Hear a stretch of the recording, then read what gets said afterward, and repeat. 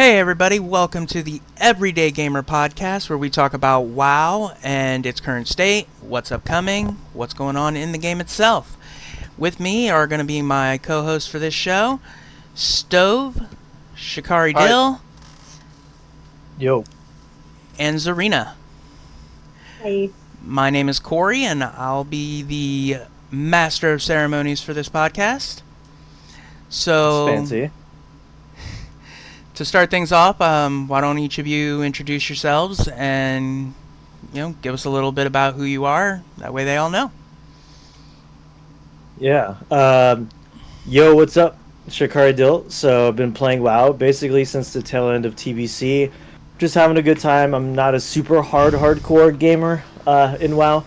But basically just pushed, just doing heroic rating. And yeah, just playing it on and off again. So I've got a lot of things to talk about. There are a lot of hot button topics I'm sure we can dive into on certain fun WoW facets over the years. So yeah. Hi, Oh. I'm Stove. I am currently going into War Within, a DH player. I am a casual player who generally goes for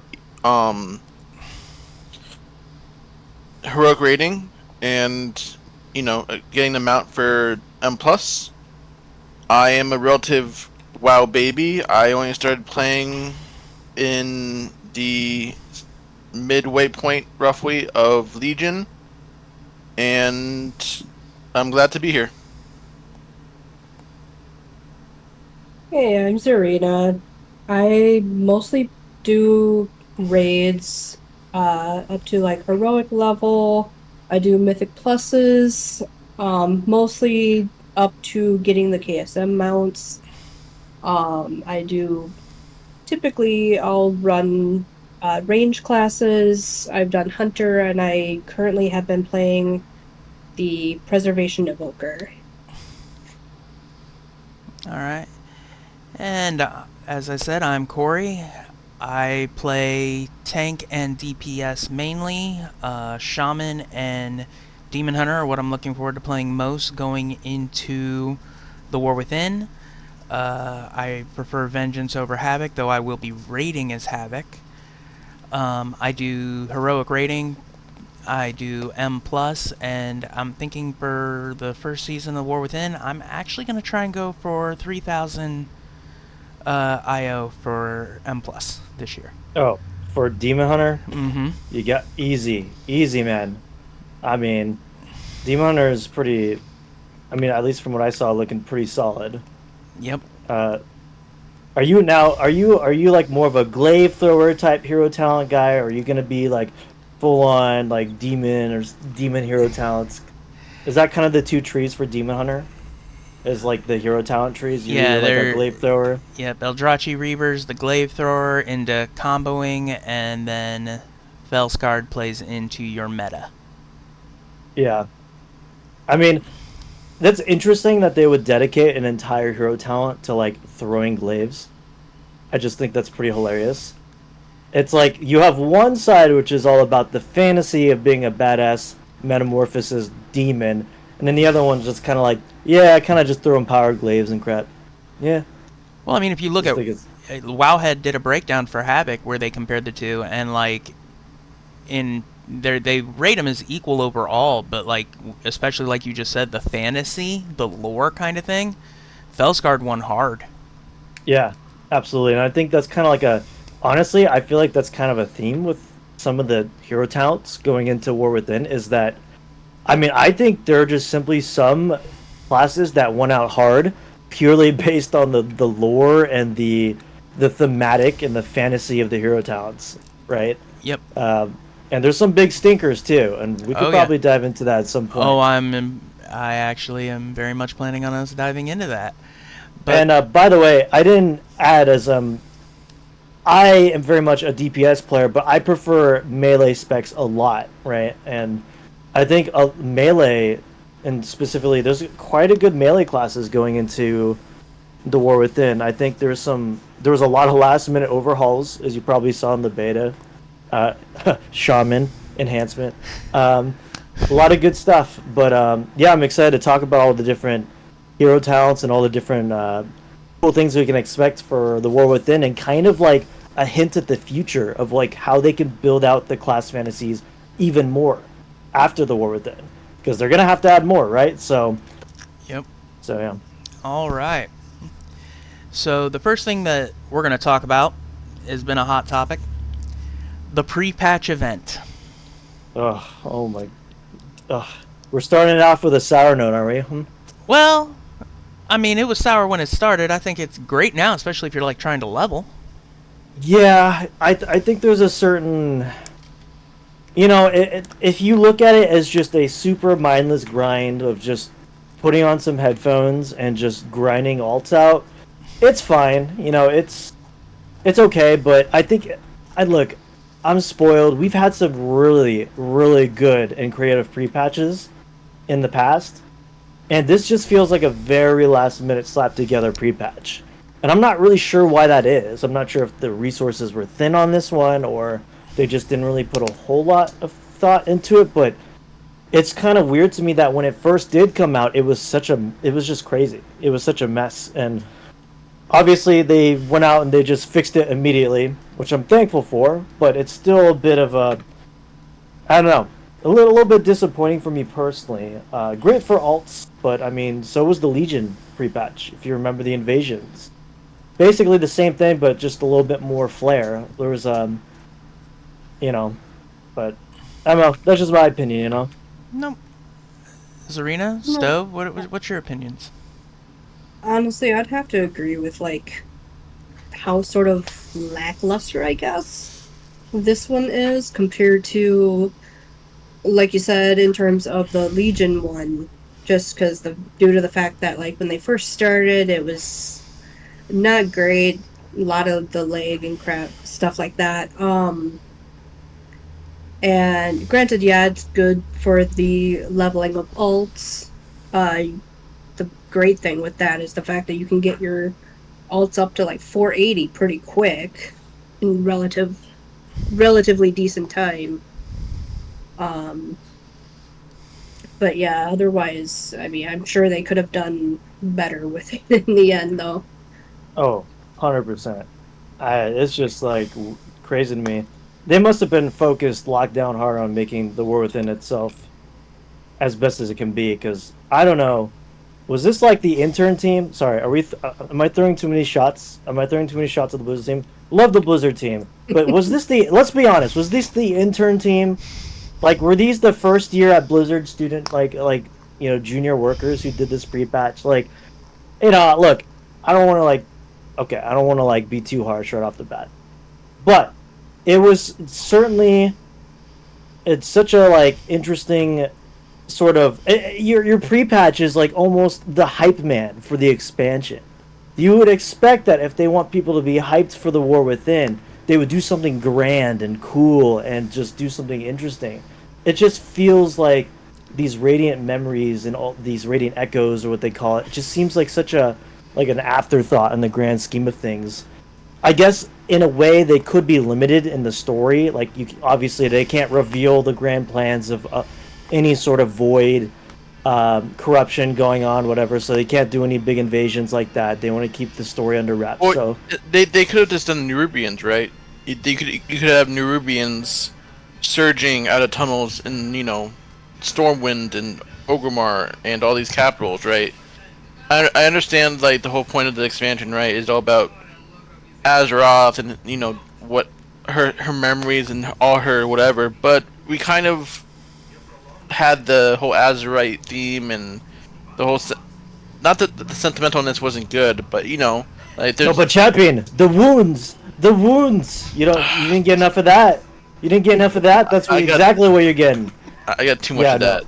Yeah. I think if they had given them more time, they could have done something cool with like Nerubians coming out from tunnels, or like, I don't know, some sort of like the void corrupting zones, or like the Nerubians pop up in the zone and like their corruption taints the environment they're in.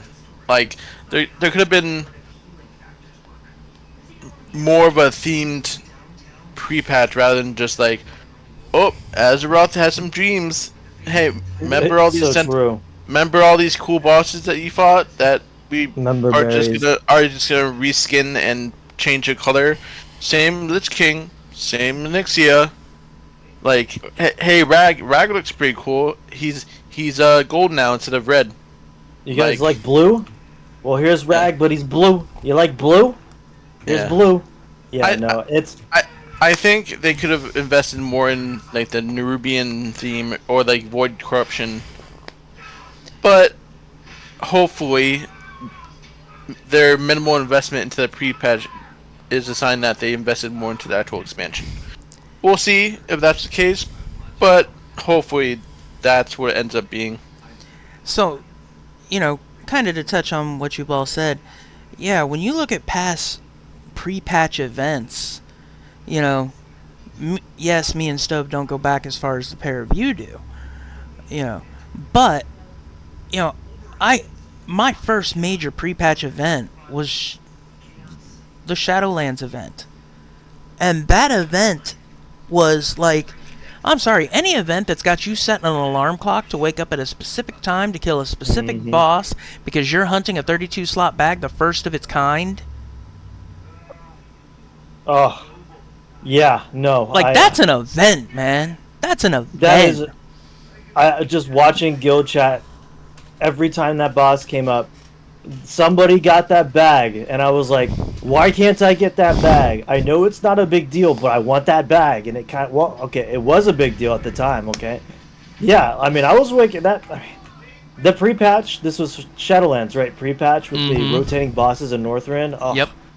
I mean, that guy who dropped the mint bag. That fool had me waking up at 3 in the morning. Okay, I set my alarm and I woke up at 3 in the morning to get that bag.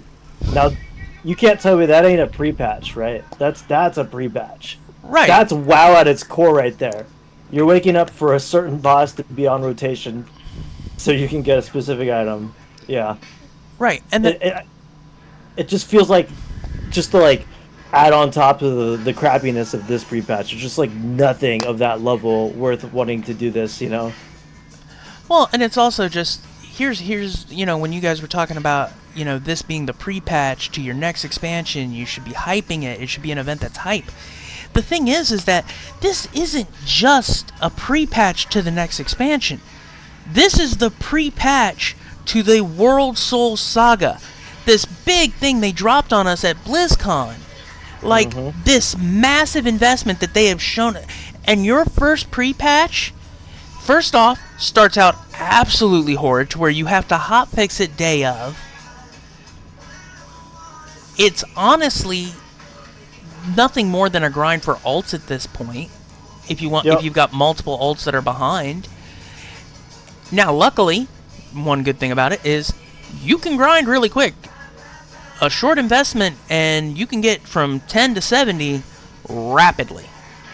I did it on a Shadow Priest in, I would say, 5 rotations, so 5 hours basically. That's fast. Yeah, I mean, that's another thing. I mean, that I'm curious about is this the fastest leveling has ever been in the history of WoW?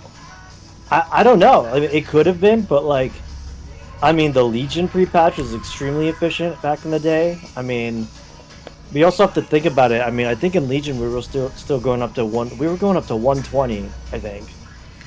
I believe the level cap, if I'm not mistaken, was 120. It was we were 120. It was Which is- 110 Oh, because 110? Okay. as Battle for Azeroth was your 120. Okay, right. So, I'm trying to think, is this the fastest we've ever been able to level, in the history of the game? I'm not sure, but it does feel like this entire pre-patch just boiled down to get your ults up as quickly as possible, don't think anything else of it, even though this is the pre-patch to the entire World Soul Saga, just as you brought up. I mean, that's a fair point to make, I agree with you. So, I guess the major question is would you rate this pre-patch as good or bad? Yeah, and I'm gonna give this. I feel like that's so black and white, but like if I have to choose between the two, I'm gonna have to say it's bad. I just think the positive is obviously the leveling aspect really quick. Then everything else is the negatives. I'm gonna just be real. And the issue is they could have done a fast leveling experience while making it fun and kind of interesting at the same time. So Yeah, I definitely have to agree with you on that one. They definitely could have been done a lot better with the way they did it instead of just giving us this little sectional event thing in different zones like they did. yeah, Stove. I don't know. I mean, I agree. Yeah, it could have been better. Like, and the fact that they had to um change it more or less when it came out is not great. And I don't know. I like everyone's become already mentioned. Like, you would think that the big pre-patch that's gonna do this whole big storyline and the whole, you know, big changing of the how they're doing story and all that stuff would be just kind of more invested into. But I don't know. We can't let this bad taste in our mouth, oh, absolutely. jade our experience. No, you're right. I definitely think there's a difference between recognizing this is bad and then also saying, well, then the rest of the expansion is going to be like that. Yeah, No, I don't think that's the case at all. I think we just got to recognize in the vacuum, right? Yep. The pre-patch generally, in most cases, is kind of like an indicator of how the expansion is going to go. But that being said, it's still within a vacuum. Like, because we've had bad pre-patch events, we've had good pre-patch events, and I would argue the Shadowlands pre-patch event was fantastic, while Shadowlands itself was meh at best. At least after season 2. Season 1 Shadowlands was enjoyable, and that raid 2 was good. But for the most part, like, I think pre-patch events, the good ones build up the expansions, but the bad ones don't take away from the expansion experience, or they shouldn't. Fair. Yep. No, that's fair enough. And yeah, I agree with that. it's definitely one of those things too of like, because again we've had examples of both, and it's all about acknowledging the pre-patch, but ultimately not letting a positive or negative experience cloud or alter our decision making as we go into the expansion, because ultimately it could go, they're mutually exclusive ultimately. All right. So I gave you guys a list of topics that I wanted to go over, but I have to make a little amendment because I did forget one. Pandaria Remix. Oh, okay. Oh boy. Look, I'm gonna be real. I think Pandaria Remix, and I'm gonna add another thing. I'm gonna add Plunderstorm to that. Are fantastic. I think they're fantastic additions to WoW because not only it's more of the implication on what they're doing to WoW. Like, this is a complete shift in Blizzard's mindset. We haven't seen this sort of like readiness for them to pivot to different kinds of play styles or different like ways of playing WoW in so long. Like, I mean, seriously, it was almost like in Warlords of Draenor back then. They were just so rigid on what they wanted WoW to be. No, it's just going to be your stereotypical MMO. It's going to be the same, yada yada. They weren't even giving Classic a chance. They're like, nope, we're just going to have the one current WoW. And recently, we've seen this huge shift in mentality from Blizzard saying, like, something needs to change. Like, we need to like cater like to more than just the retail players. So they opened up multiple Classic servers, and they've also been open to the idea of making extra game modes, new game modes onto retail itself, which is crazy for the game, for the health of the game. because it implies so much for what they can do in the future with lobby-based events. So yeah, I mean the ball's in their court, and I honestly thought both modes were genuinely fun for a short while for me, and I'm very excited to see what Blizzard can do with future game modes. You know. Zarina? Honestly, like, I did have kind of some fun doing Plunderstorm while it was a thing. It did prove a little difficult for me at times, but otherwise, like, as long as I was running with somebody when we were having fun with it, that's all that mattered to me during it. But in terms of the remix, like, it wasn't too bad. It was definitely an interesting concept that they did. Yeah, interesting concept for sure. But like, if you think about like what they had to do to create this, like they created an entire new lobby, they created an entire separate entity from the main game. It's like really crazy to think of like let your mind wander for a bit. What could they possibly do with this new tech that would be so interesting and cool? Like they did a battle royale, like that was crazy in World of Warcraft. Like now they, for all we know, they could do like a loot extraction mode. They could do like a survival. Who knows? You know what I'm saying? Like it's crazy. Or like a horde survival mode, right? Imagine I mean, like team of 5 versus like the scourge waves. That'd be kind of fun, like a zombies mode. It'd be kind of fun. Yeah, I mean, just think what League of Legends did. I know this isn't a League of Legends podcast, but there's some overlap. I mean, with the player bases. I mean, look at what Swarm did with League of Legends. That was kind of a breakout success, I feel like, for Riot, and that's them going out of their comfort zone and taking what they've got with their the tools they got with their game and turning it into something different and brand new and fresh for people who might not even necessarily like regular League of Legends games. And this is Blizzard's doing the same thing, which is opening up this game to a brand new audience, and ultimately is just extremely healthy for the game and just exciting. You know, can you tell I'm passionate about it? I mean, I'm very excited for the direction that they possibly could take WoW into. So, I don't want to give too many spoilers, but I can tell you that there is a world event that happens, and you may have seen that it's already been posted about it on YouTube. There is a mode that is kind of similar to Swarm from League of Legends or Vampire Survivor, where you're going to fight waves of enemies. So I know for a fact they are exploring that. Yeah, that's cool. Stove, what's your opinion of the Pandaria remix and Plunderstorm? I don't know. I enjoyed Thunderstorm for what it was. I'm not a whole battle royale shooter, or battle royale, aficionado, but given what they did in like a WoW setting, I think they did a good job. I think it might have been a little bit late to the genre in the sense that a lot of games, the space is pretty established by now. But that being said, for a battle royale with a WoW skin, it was fun. I had a good time. Am I good at it? No. Was it a good time? Yeah. Did any of you guys get a victory royale during that? Anyone get first place? I did at one point. I don't remember exactly how I got it though, is the problem. But yeah, I did get lucky enough. It was running down. That's pure skills. That's pure skills are in the pure skill. Come on, don't put yourself down.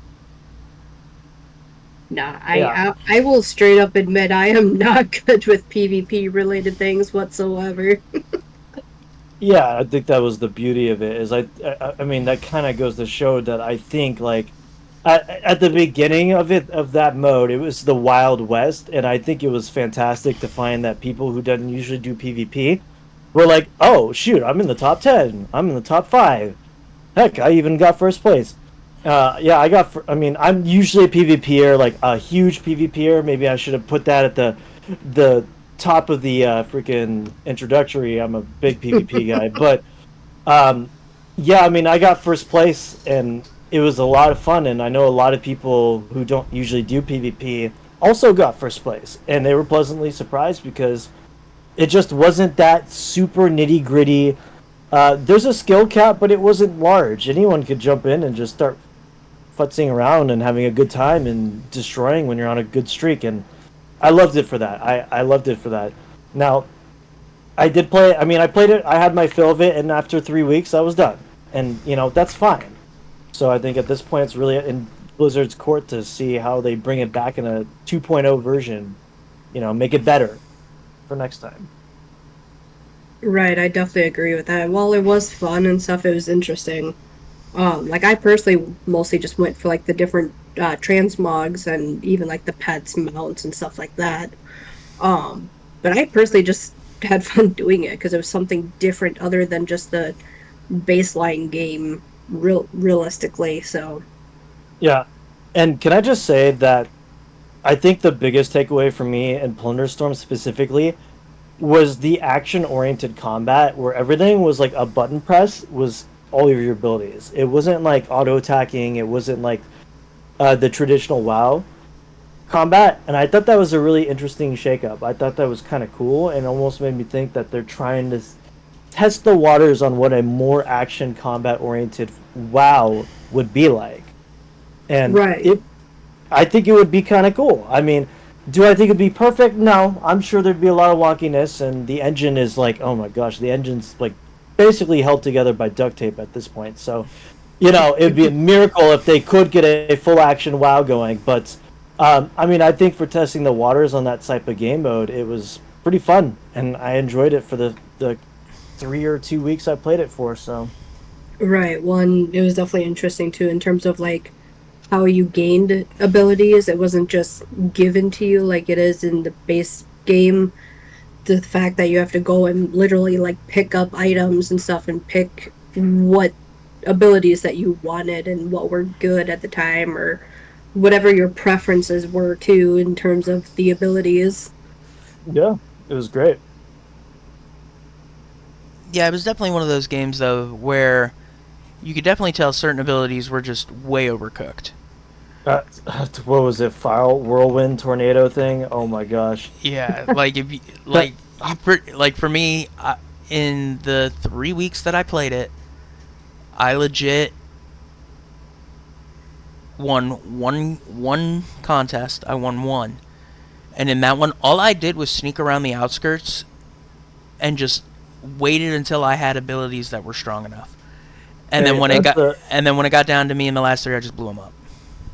You know Yeah, what? that's pretty much what I did too, is just try and skirt around the edges and keep away from people as much as I could until like either got pinned by multiple people or somebody just managed to come and nuke me.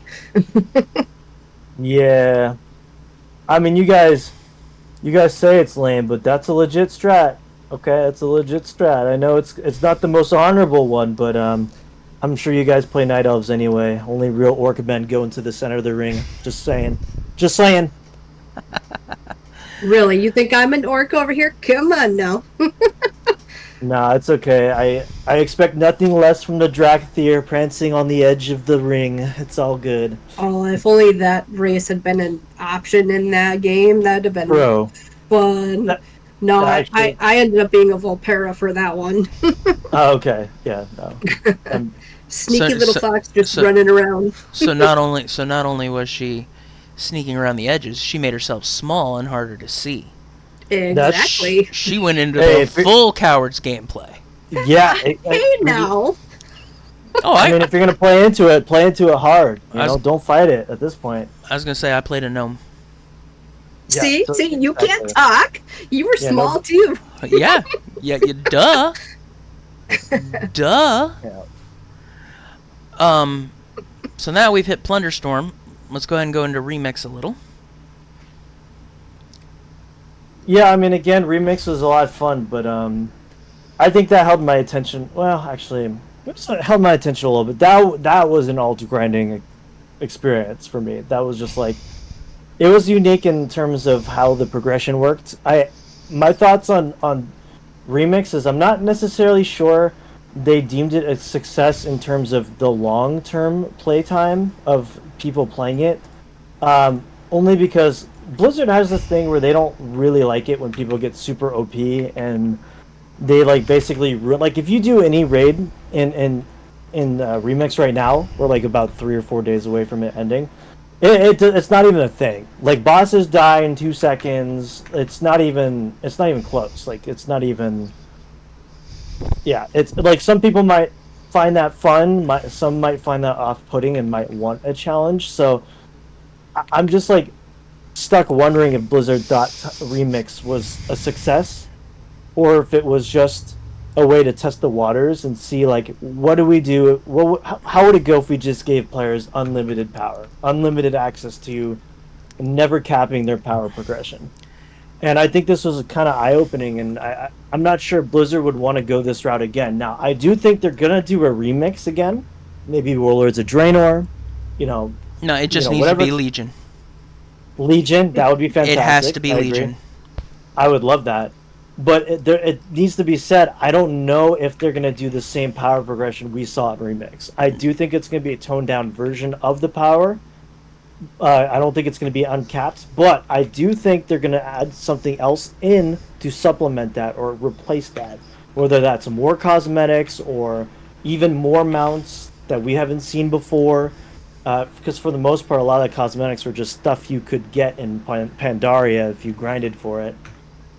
Minus a few things here and there. But yeah, so I mean, I'm really thinking that we're gonna get a better version of Remix Pandaria in the form of Legion, and I think it might hold my attention longer because honestly, I just got burnt out when I felt so behind.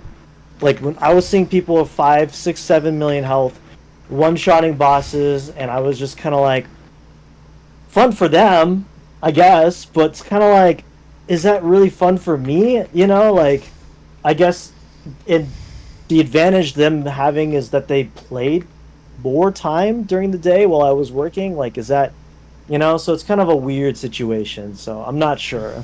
Overall, I would say it was a great test, but I do think they're going to need to tweak a lot going forward if they do that again. I think they absolutely need to tweak a lot. I'm sorry. When I'm literally so strong that I can carry, raids as a bear druid, and not only am I solo tanking every boss, never switching off, I'm literally the only tank in the raid, but I'm also top DPS. Yeah. Yeah, that's pretty insane. Yeah, that's Like it's a bit nutty. Yeah, I was like, I was straight cracked, and I loved every second of it. But that the thing with it is I think the next time they do this, one thing they need to do is trim the time.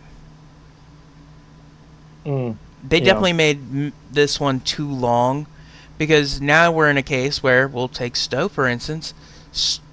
He wants to get to his DK that he got on there. The DK he leveled up. He wants to get it so he can get into, some of the pre-patch to get him, better gear. I think they definitely made it too long. That begs the question: why don't they just add an exit feature? Let's say you've retired from, you don't want to do it anymore, and so you go, hey Blizz, like there's an NPC you talk to who's like, I want to go back to my home timeline, and it goes, just so you know, this is a one-time final thing. Once you leave this, you're going back to the regular game, and we're going to give you all that starting gear stuff that they're giving, everyone. It begs the question: why don't they just do that? It's I think there's no reason to not add a feature where you can just choose to take your remix character and just put them into the regular server once you're done, once you've had your fill. Maybe there's a tech issue with that. I'm not sure, but Yeah, honestly, I fully agree with you on that in terms of having that option to take that tune into the baseline game instead of having it locked into the remix until they decide to end it. Because I have personally have made so many flippin' ults through that thing and leveled them up and gotten them at least some form of gear.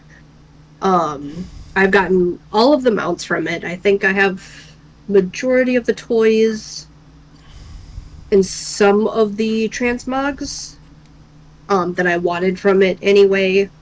But at this point, as many times as I have run tunes through that and try to run through dungeons and stuff like that to level up as well, it gets impossible to try and even attempt to keep up with the group because there's always that one person that's in that dungeon group that'll just blitz through the entire dungeon, and they're like at the second, third, final boss before you can even get up to the first boss. And so Yeah. there was one time when I was running oh, what was the name of it? Storm Stout Brewery. Thank you. Where we were running that and literally got up past that first boss to where you have that doorway to the vermin one, and it was closed. You couldn't get through at all.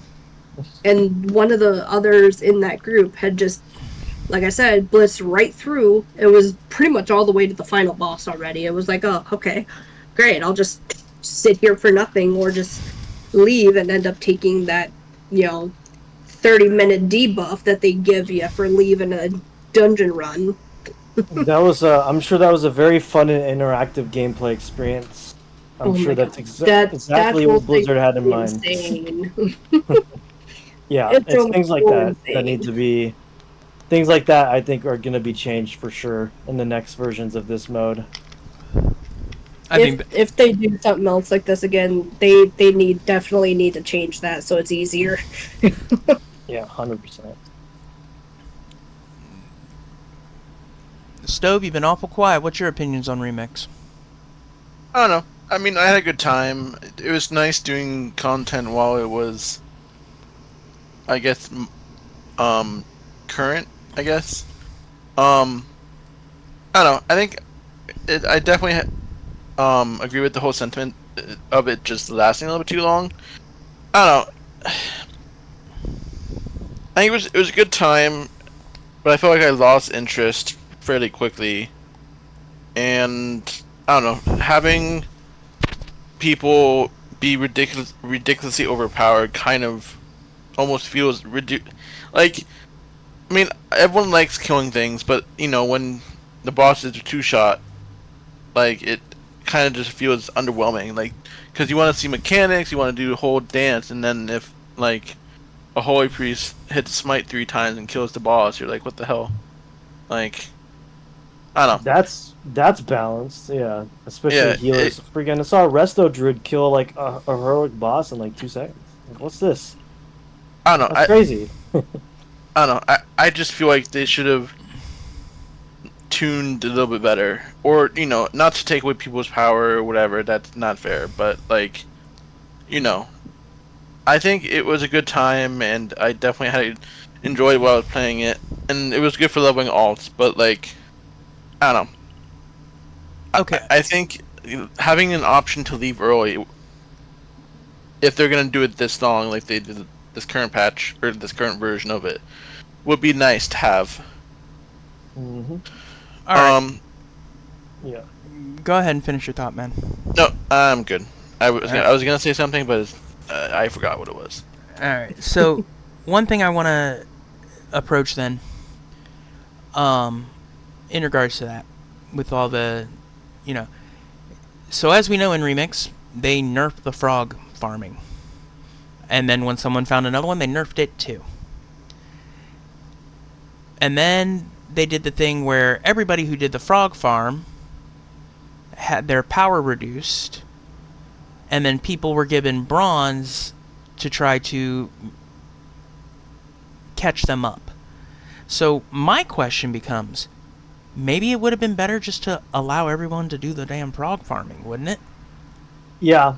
I think that Honestly, would, I mean, sorry, go ahead, Zarina, go ahead. yeah, I'd agree on just letting everybody do it at that point instead of reverting those who had gone and done it. Because personally, I didn't even know about the frog farm until it was already nerfed, basically. And I was like, oh, okay, great. Something I missed out on, and now I'm not going to have that chance. But it was, in my opinion, it was kind of nice, though, to have them to basically give those that didn't do it the bonus bronze. Um, but yeah, I would just agree that it would have been better had they just given everybody that option to do the frogs at that point. I think honestly, it's weird to me because it was an arbitrary way. No, it was an artificial way is the word I'm looking for. It was an artificial way to lengthen the play time of that mode because they were seeing that people were getting exponentially stronger at a rate they didn't want people to get strong at. They were like, well, these people are like starting to one-shot bosses 2 weeks into this thing, or even 1 week, 1.5 week into this thing, and I think they wanted to see more playtime. And I think the issue with that is this game mode was designed to not play like that. Like they kind of made a mode that was counter to something where you want to increase the playtime. People weren't playing this for the long haul. They were playing it for the freaking get super fast, powered up quickly, kill everything and one shot everything. When people were finding out how to do that, of course they're gonna do that. That's what the mode was designed to do with the threads of the cloak and the threads. And so like when you have these mechanics that are literally designed to reward that gameplay of just infinitely getting stronger, you can't just go in and say, well, we don't like it that much, we're gonna like artificially and like basically lengthen that mode. It's just counterintuitive to what I think the mode was designed for and how it was actually being played out. That being said, I understood why they did it. Hey, I was working all day, and I didn't get any of that frog farm. And by the time I got home from work, boom, nerfed into the ground and compensation, yada yada. So the whole thing, I'm glad they. I mean, overall, I think I'm okay with it in this instance. Blizzard's learning what they want and don't want in these game modes. I think they're understanding that when you give the players a little bit too much freedom in farming and uncapped power, yeah, they're gonna do some crazy stuff. And I mean, obviously they should have seen that come in, but the whole thing was just hilarious to witness. Like, I wasn't mad about it. I didn't care when I saw someone with 7 million health and everyone else had 200k health. I just thought it was hilarious, but apparently Blizzard took issue with that. So, All right. But we can all agree this is something we'd like to see them try again in the future. 100%, 100%, yes. Zarina? I definitely, honestly, wouldn't mind something like this again. Stove? I mean, having a chance to farm cosmetics and playing old content when it's relevant, it was a good time. I wouldn't mind doing it again. I agree. All right. Let's go ahead and move on to Dragonflight. We have just ended it. It's days away from being an expansion of the past. So the first thing that I want to touch on, honest opinions, was the expansion as a whole good or bad? It was It was okay. Now granted I think it wasn't bad, but this is a very safe expansion. I think the idea behind Dragonflight was they needed to do something to kind of steer WoW into a better direction after Shadowlands, I think. And I really do think that this was an intentionally middle of the road safe expansion. It's the very stereotypical what you expect from an expansion. And the biggest thing of the expansion, we can't forget, is the talent overhaul. And I think that's really kind of what Dragonflight served as, was a foundational shift in the way that our classes are going to be played and built going forward. Because, I mean, for the most part, every class got huge overhauls in our talents. I mean, obviously from the stupid, like, you choose from 4 block talents in that old Pandaria change they did. I didn't like that talent system. New talent system is fantastic. And really what Dragonflight is a safe expansion that they can build and make WoW even better and branch out with the foundational changes that the talents have brought to this game. I think that's ideally like what they were going for, and I thought it was successful in that. Now, was it groundbreaking? No, it wasn't groundbreaking. It wasn't crazy. The story didn't blow my mind. It was just a lot of setting up, and that's good. Again, foundational. They're trying to build up the World Soul Saga. So we got Ridicron, and we got all these other characters in play now, who are, after, these goals that we're figuring out in the War Within. Don't spoil it for me. I know you played the beta, Korea. I'm gonna play the beta, and I'll figure it out when we get there. That's why I like playing it. Come on. He's not the only one that's played beta now. Come on. And Zorina, true. But without yapping your ears off, I think it was safe. The word I would say is it was safe. Does that mean it was good? Sure. I would say middle of the road good. It's not my favorite expansion. It's not my least favorite, but I would give it a very middle of the pack rating. So I call it mid. All right, Zarina. Honestly, I'd say it wasn't too bad. It wasn't like Shadowlands or any of the ones previously to an extent, because you didn't really. I mean, we did have kind of the, I guess, quote unquote, big bads, but like it wasn't as much as say like Shadowlands was kind of thing. But yeah, it was kind of a decent sort of expansion. Honestly, I mean, I still say my favorite part of it is the dragon riding part, all the flying. Yes, why did I not bring that up? Dragonfly, again, another huge foundational shift for WoW. 100% Zarina. Like, Dragonfly changes the game going forward for design. Exactly. Like and not only that, my top favorite part with the whole flying is the fact that, yeah, I'm a Drakthir. I don't need no mount. I can just fly on my own. Yeah. I love it. With those those freaking paper thin wings and that. Hey! Don't make fun of my wings now. That toothpick body. I ain't surprised. Okay. But like, you're totally right on that. I mean, I think dragon flying and the talents are the biggest takeaways from this expansion, and I think these are the foundational changes that WoW needed to push on a very safe expansion to build this game going forward. So. Yeah, you're right on that. Stove, your thoughts? I would.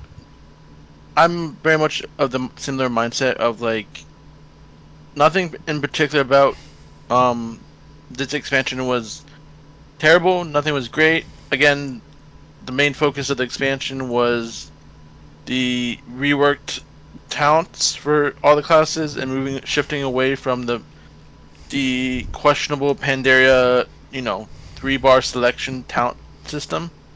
I think again, dragon riding was another key feature of the expansion.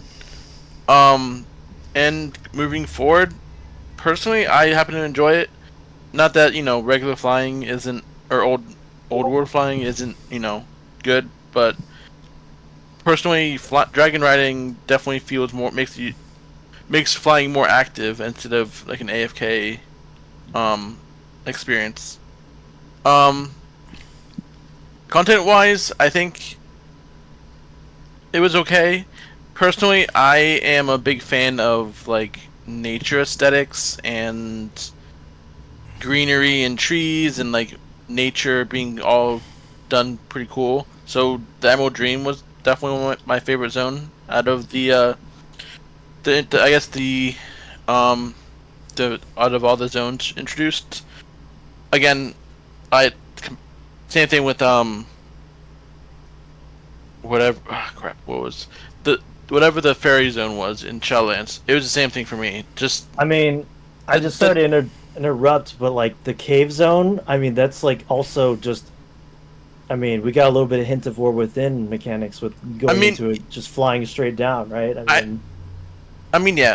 I think the notion of having verticality in maps was pretty cool. Like, and obviously, a lot of stuff we've been dealing with has been very much like one-dimensional. Well, not one-dimensional, but but one map, one surface level thing, and the notion of like going below a map into like a cavern.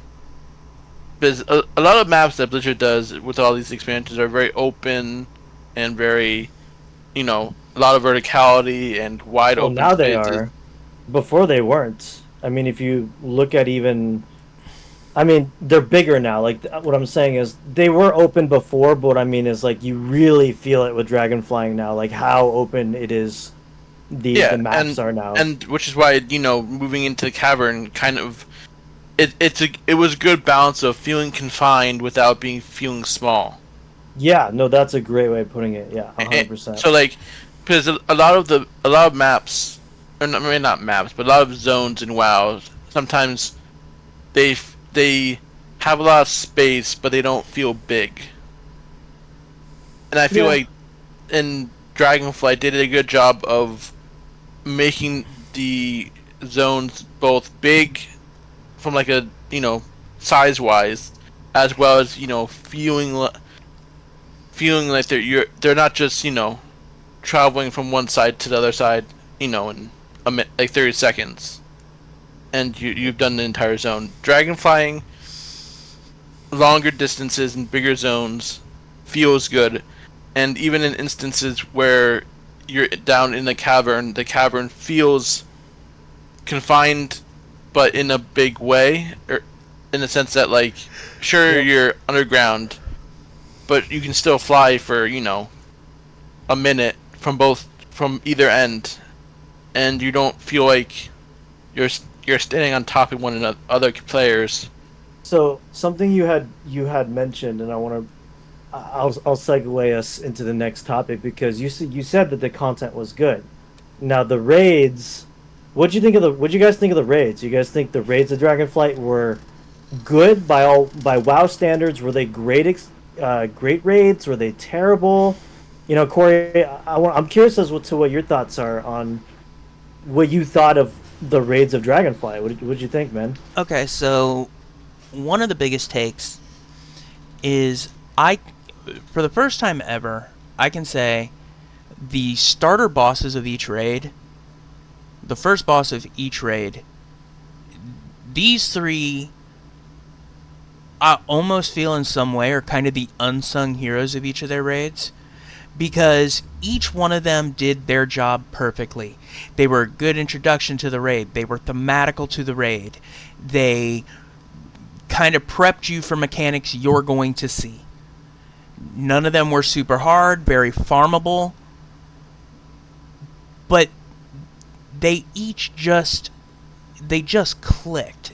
If I look Yeah, back, they were fun. if I look back Yeah. at starting bosses in previous raids, the only one that I can even put in the same category is Shriekwing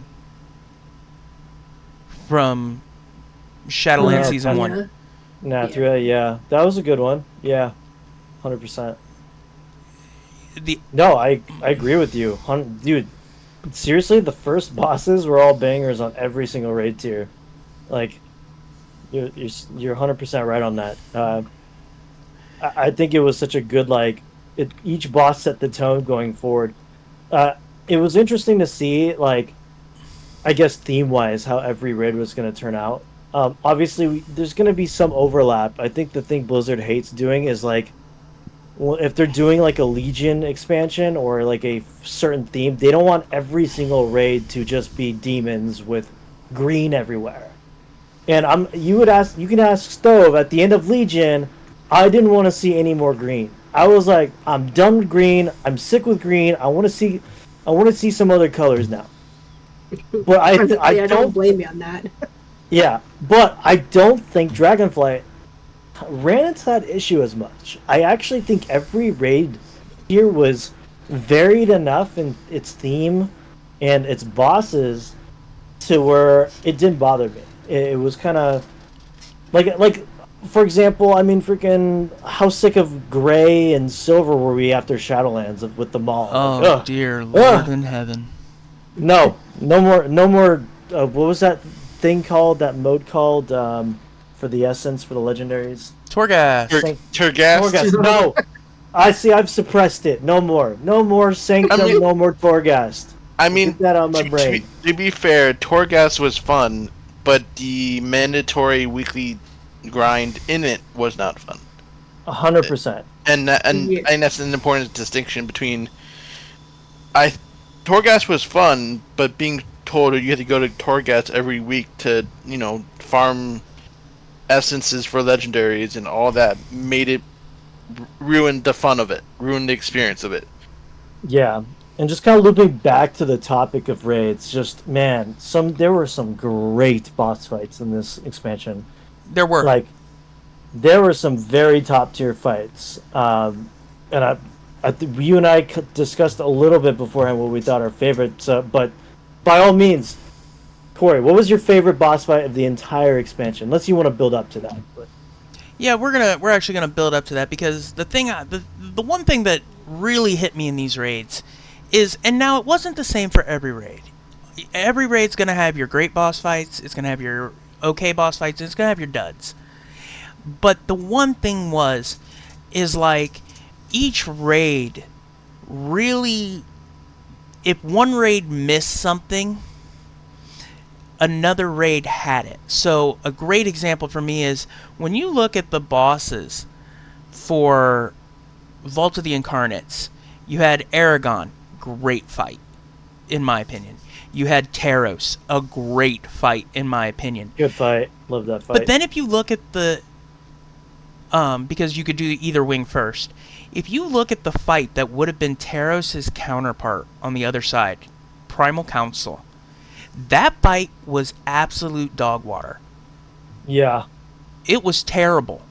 And Hated that fight. And I've had people tell me, "Oh, it was a good fight. It was a good fight." My one thing I will say, and Zarina, I'm sure you're going to have this opinion. If you were melee, that fight sucked. If you were ranged, that fight could have been pretty good. As ranged, it depended mostly on other people, especially with certain mechanics of it. Because if anybody ran over you with one of the mechanics, it could screw the entire raid, basically. Especially if people are consistently doing the same thing and messing it up. I know I've had numerous people do exactly that to me, and it drove me up the wall. Especially coming as a preservation evoker, because I am mid-range. So it's harder for me to be max range, whereas, say, like, a priest can be in some of those other classes like that. But the fact that I have to constantly move to try and keep within range of the tanks, mainly, it's definitely difficult, especially if I'm having to sit there and dodge other people when they could just as easily run around me. So it got pretty frustrating for me at times trying to manage my own spell casting, trying to manage some health of the rest of the group while watching out for those that are running around with the mechanics. Yeah, so in short, it's about the worst council fight in WoW's history. I'm going to throw that out there, guys. This is just not a good fight. It's not a good Primal Council. Nope, terrible. No, I honestly hated that fight with a frickin' passion. I've heard of a different council fight that might have that spot. Oh, yeah? Oh, yeah. I think our boy Stove thinks the other major council fight was the worst one in WoW's history. Yeah, it was pretty bad. I mean, it was just, everything was spread out, everything was moving, and it was For hard reference, he's talking about the one directly after the other council fight. Council of Dreams. The Council of Dreams, yes. I mean, look, they have to have their one council fight. Every raid has it. Every single raid has a council fight. I understand why they do it. I personally don't like council fights. I find most of them to be kind of repetitive and annoying, dealing with like most council fights are like you kill a boss, the other boss takes an enraged form or has more abilities, or the other council type fight is they just have a shared health pool and they switch off doing mechanics. That's every raid council fight. Now there are some good ones. I thought, what's a good council fight that comes off to my top of my head? Why don't we just go back to Castle of Nathria? How about Council of Blood? Council of Blood. Yeah, no, that was a pretty good one. I actually really like that one. I feel bad. I can't really speak on that one because I was away at the time. It wasn't bad as far as council fights go, but yeah, no, they don't have a good. At least I don't like council fights very much. But before I led into this, the one thing I was getting at was if you look at each raid, like I said, you've got your duds, but then if you look at where that fight appears in another raid, it's an absolute banger. Now, an example is Amir Drasil, Igra, the second boss. I didn't think she was that good. I thought she, for a second boss, especially after the tank and spank that was Gnarl Root, I thought she was kind of basic and bland. But then if you look Yeah. at, but that's where, I go back to the first two raids. Oh yeah, the second bosses, if you went to the right wing, Taros and Amalgamation Chamber. I'll be real. Of all the possible fights you could do second, Amalgamation Chamber was my favorite of this expansion. The idea of fighting Flame and Shadow, and especially on Heroic, where, if you do LFR or if you do normal, especially at this point in the game, you can just bring them together and not care about the effects. But on Heroic, you still got to separate those two, or your raid's just done. Right, exactly. Like, honestly, in terms of Amalgamation Chamber, I didn't mind that fight, like, at all. It was certainly interesting concept of it. Yeah, I think visually I thought it was pretty sick, and I will leave it there. Fair enough. But the other thing I think we got, and you guys can feel free to disagree with me here, I feel like, except for the first raid, I thought we got two very good, what you would call wall bosses. And the idea is these are bosses that raids are supposed to get stuck on and have to try a number of times. And whether that's because of a DPS check, whether because of a mechanics check. And I like these bosses because, especially after so many pulls, you get it, when you've finally done it, your brain is just like, thank the gods. And the best one, and the one that like I said, I look back at Raids of the Past for this, it's right up there with Painsmith and Sludge Fist from the Shadowlands. Both good bosses. Very fun. And it was Smolderon. Oh god, do not even get me started on I hate flipping that Smolderon. Oh my god. It is I Smolderon. was flipping tornadoes and crap. That was just too chaotic. But tell me something though. The moment we beat that, the moment we cleared that, you didn't just feel like, damn it, we finally did it. It's F yeah. Yeah, I will admit and agree on that part once we did finally down him. But the fact of all those mechanics he has and how dumb some people can be, and just Well, put like those puddles literally where you don't need those puddles to be, it definitely takes away from the space you have to work with. It makes it harder to maneuver everything else. yeah, I mean, I don't mind that sort of fight. I just think it has to be visually crystal clear exactly what is going to happen. I just think when you have red on red on red on red, it's just the clarity gets muddied. I Yeah. literally, Smolderon was the boss I had to turn off my particle effects. I had 0. So, for example, if I was playing a Warlock, I would just see not that I did, but like if I was playing Warlock, I'd see just like a green line shooting from my hands if I was casting Chaos Bolt. That's basically what happened. I didn't see any visual effects, but man, I did see those swirlies on the ground because it was the only thing I saw, and I sure as made it a point to dodge all the mechanics and all that. But it was the only boss fight I've encountered in this game so far where I had to physically turn down my graphics. Yeah, I feel that's crazy. to me, I feel like that is almost unacceptable territory. I feel like a boss should never be so visually muddied that you have to turn down the graphics of your game. Um, Right. it's just maybe had they made Smolderon a different color for some reason, I don't know, purple flames on a red background, with that would have been visually a little bit easier to see. Right. Avarice, Or at least just some kind of difference between it. Like, yeah, I and personally be with all, not to like jump over you or anything, but like part of my issues, like I've mentioned, is the tornadoes and stuff like that and the puddles.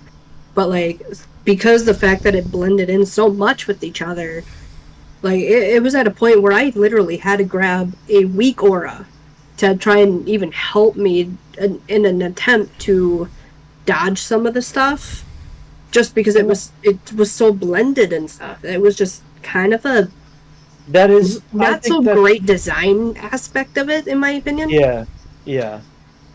No, I think that's an interesting point you bring up because there's a whole debate on whether WoW should even need weak auras and these add-ons that basically solve the fights for us before we can even do it ourselves, or we do it, like it's an interesting topic. Final Fantasy 14, not my game, but I love the fact that they frown upon having add-ons. I like it. I think the teamwork required to and the satisfaction of killing a boss without any crazy tools that'll essentially solve the riddle for you of this boss fight, the dance for you, tell you where to go. I think it's much more satisfying when you can figure it out on your own. But that's a side rant. That's a whole other debate we can get into later. Yeah. Wall, We can wall definitely come bosses, back though. to that one.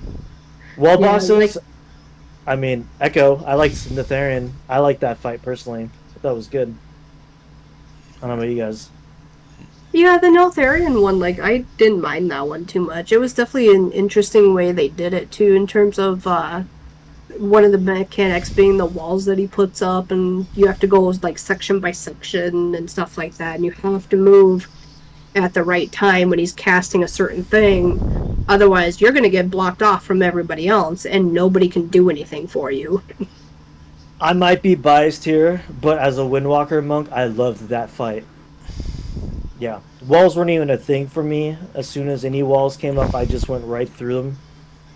Yeah, I Wait, might how do be you biased. do that as a Windwalker monk? Well, not go right through them, but what I mean is, like, if there's a tiny gap in the wall, like, I can be there in an instant, right? I can serpent kick, I can roll. I could definitely Oh, see you that. can just like get right through it then. Yeah, mobility is nothing for Windwalker. I Gotcha. can definitely see that fight being a pain in the ass for I don't know, a warlock, or a class that isn't very fond of moving too often. But yeah, Right, or like for example, a preservation evoker. Like I could be mobile when I need to be to an extent, because I do have an ability to use when I'm using my hover. Yep. But I'm literally limited to a like one, or well, I guess up to really 3 abilities I can use with it. But that's Yeah. it. So like I can't use any big abilities because I have like 2 big major empowerment abilities that have to be like I have to stand still and cast them, otherwise it does me no good. Yeah, exactly. So Corey, I just want to kind of pick your brain on what you think defines a wall boss. Is it like a boss you think very intentionally Blizzard created to set up as a blocker, a roadblock for most raid comps? Absolutely. And again, here's the thing: is the mechanics of Smolderon were not hard. They weren't. The issue here was just they badly designed the coloring. Yeah. If the coloring had been any different, I still think he would have been a wall boss, because his Yeah. mechanics did require a lot of teamwork, a lot of communication. That's true. That's very true. Right, exactly. And That's very true. I'm hoping, I will say, from playing the new raid on beta, I haven't seen that be an issue. Now, what changes they'll make from now to September 10th, we'll see. I But believe so. But from what I've seen, they've definitely seen where that's bad, and they've made moves to deal with it. Yeah. But Yeah. you know, the three of us have done some talking, and we've mentioned a specific warlock, or we've Yeah. mentioned warlock specifically a couple of times. Why don't we? No, I was gonna say our resident warlock has been super crazy and chatty this whole time about these wall bosses. Oh, you know? right. Just sitting over there, just talking our ears off and whatnot. He's and ju- can't he's- get I mean, in word in edgewise. he's just petting his demons. He's just petting I his mean- demons. all the bosses you mentioned have been high movement, high wall, like, or had mechanics where I'm always moving. And as a demonology warlock, and also as a minor smooth brain, I am terrible about positioning. And in fights where I'm constantly moving, where I have to choose between casting Hand of Gul'dan or dying, it's very close to completing that Hand of Gul'dan cast. Oh, and you had it easy because you could have instant casted Demon Bolt or whatever. Yeah, And I Demon did. Bolt. And I Yeah. did. Now they But can't it- even do that anymore. Yeah. They nerfed that. Yeah, So- but that's a separate issue, and probably one of the reasons I'm not playing Warlock, or at least True. Demo. But anyways, point being, like, I don't know. I feel like melee gets the shaft a lot of the time, but at the same time, in a lot of these fights we've seen are very high movement, moving the boss from one side to another, trying to max range, bosses to minimize, explosions and mechanics, and then just having a tank drag it out, or get caught behind walls because you're an idiot because you were trying to cast Demonic Tyrant, and you wanted to cast it before the wall went up so you could get over there quickly, but you get stuck. Or, freaking trying to cast, like, Well, Demonic Anything. Portal, and freaking Smolderon does his little ring dance, and you're just like, shit, I'm like 3/4 way through my cast. My it's demons simply- my demons are mean- ticking down. I really need to press this button, but I'm gonna Yeah. die. in my opinion, it's simply just more work as a caster, but it's like it's a dance. It's literally a dance. Even as melee, I've conditioned myself on bosses to know where I'm gonna stand like 2 minutes ahead of time. But that just being a said- dance.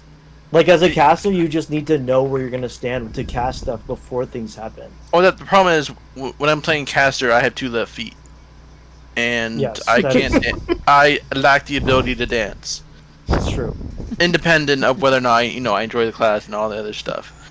All right. For whatever Just stand reason, nearby me or something, and then just for whatever move when I reason, move. I have 2 left feet when I'm playing casters, and instead of learning how to play a class or improving my player skill, I do the next best thing: just reroll into a melee. Oh, Because- that's my man.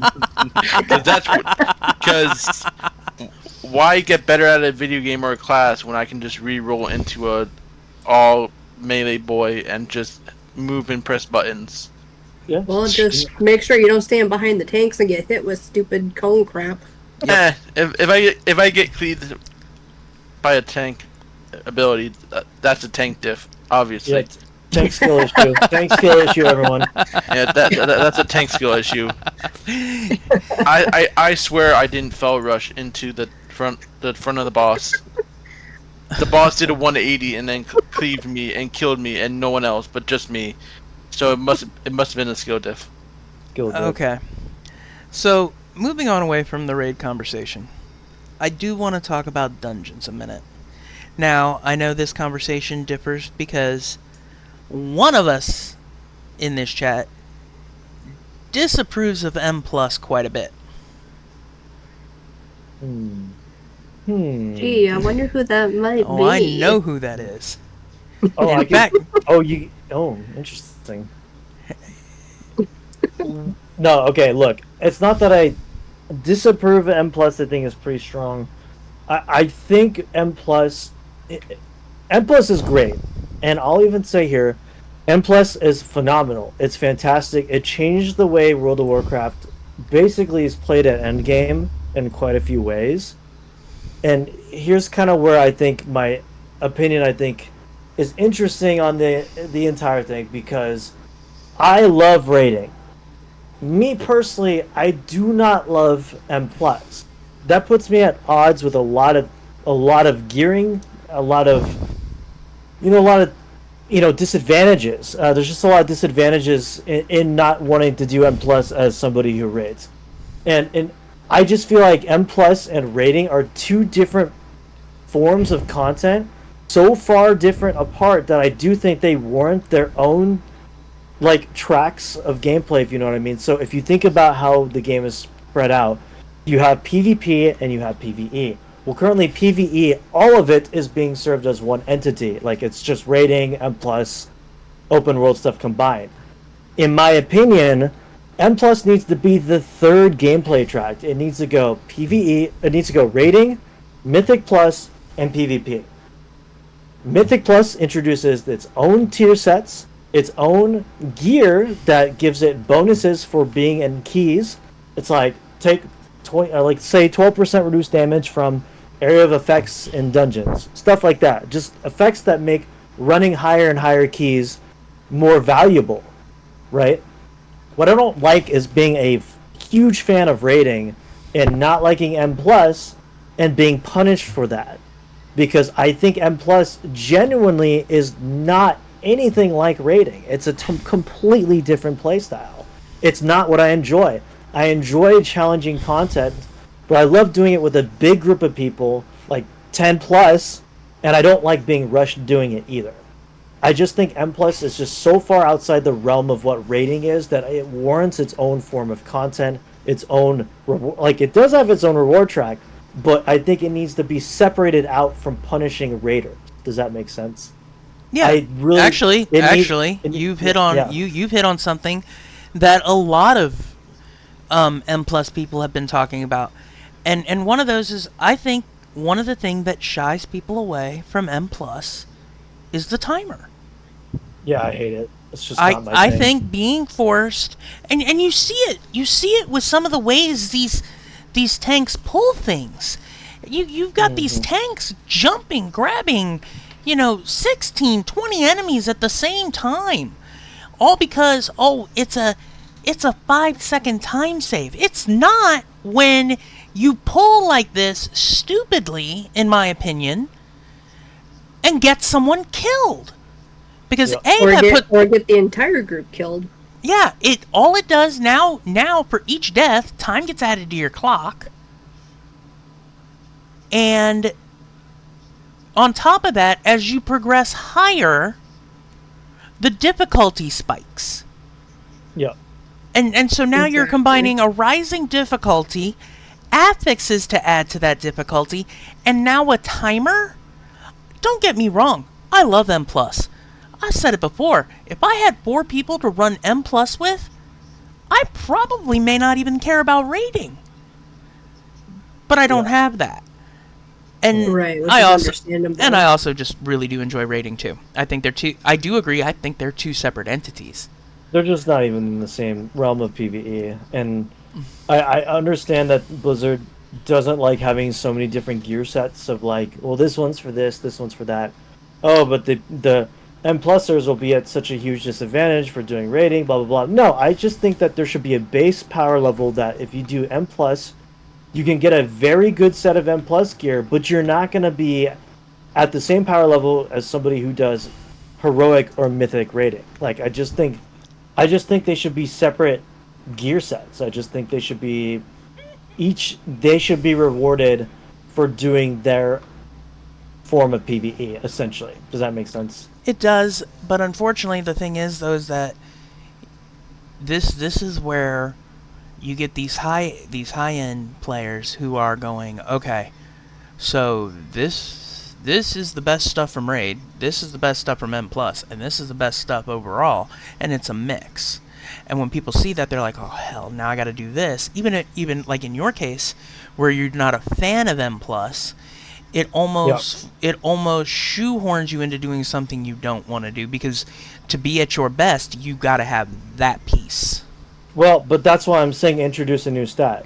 For example, M plus has a stat called, I'm making up a random word, call it dungeon power, where that stat is only activated when you are in a dungeon. So even if you are a raider and you're like, well, I need to get an M plus 10 trinket from this place, that doesn't apply to you anymore, because the dungeon power takes up a stat slot that you would rather get that actually works in your raid. So if you get a trinket with crit and haste, a mythic pluser might get dungeon power and haste because that benefits them more in their scenario. And that's what I'm saying. It's that easy. Design wise, it's that simple. You just, all you do is you take a secondary stat and you just give it a specific secondary stat that only works in that one form of content. And again, like I said, it does raise the issue that, well, M plusers are gonna whine and complain like, oh, my gear sucks in raids, blah blah blah. I don't think it needs to suck in raids, but it certainly is a decent enough power level to get you going in a normal raid. Like if you have mythic plus 10 gear, you should absolutely be able to do normal no problem and start getting heroic gear. It's almost think of it as gearing again, just for a different mode, and you get a head start on it, rather than just, well, an M plus 10 is going to be jumping into mythic because there's really no difference in how powerful the gear is at that point. I just think the two modes are so different that I think there could be a little bit of experimentation on being able to swap between the two different, M plus and rating and stats and all that. But anyway, I'm yapping. I'm passionate about the subject. That's why I yap about it. Okay. All right. Stove, what was your opinions of M plus, or even like the dungeons themselves? Did you think the dungeons in Dragonflight were cool? I mean, I'm always a fan of doing dungeons, and I definitely enjoy the experience. I don't know. I definitely enjoy pulling big packs of dungeon trash and just blowing up the dungeon trash. I think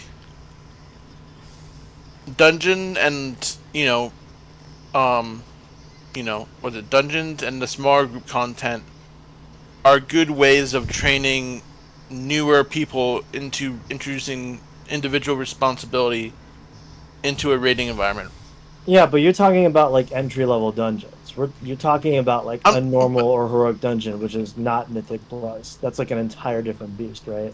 I mean, you could argue that like like low tier Mythic Plus dungeons could teach someone how to individual responsibility, right, of interrupting, dodging, maintaining mechanics. Yeah, but that's a core mechanic in World of Warcraft across every single form of content. PvP, even doing a dungeon at level 12, doing a dungeon at level 15. I just think it's not very comparable. I just think while heroic dungeons are great and mythic dungeons are great ways of getting ready for raids, I think the rushed playstyle of a Mythic Plus dungeon is not, because in raids you are not rushed to essentially every pull is a timer and every death is like, I know I'm leaning into that whole argument again with they should be separate again. It's just something I'm very passionate about, and I mean, you can make the argument that death in a raid is just as time consuming as a death in an M plus, right? Because I could argue that, but I won't get into it. I won't get into it, but sure. I don't know. The point being, I think M plus are good. I think they're a good midpoint between leveling dungeons which allow you to learn your class and learn how to do your rotation. I think M plus is a good stepping stone into raiding as part of a team unit. From in terms of individual opinions about dungeons, I personally like dungeons. Generally, I like the aesthetics. I like the a little bit more personal settings of having only 5 people, and you know, sure the environment isn't as grandiose or big, or the bosses aren't have huge health pool. Oh, they might have health pools, but separate point. But I think from an aesthetic standpoint and storytelling standpoint, I think I like dungeons. And plus, I think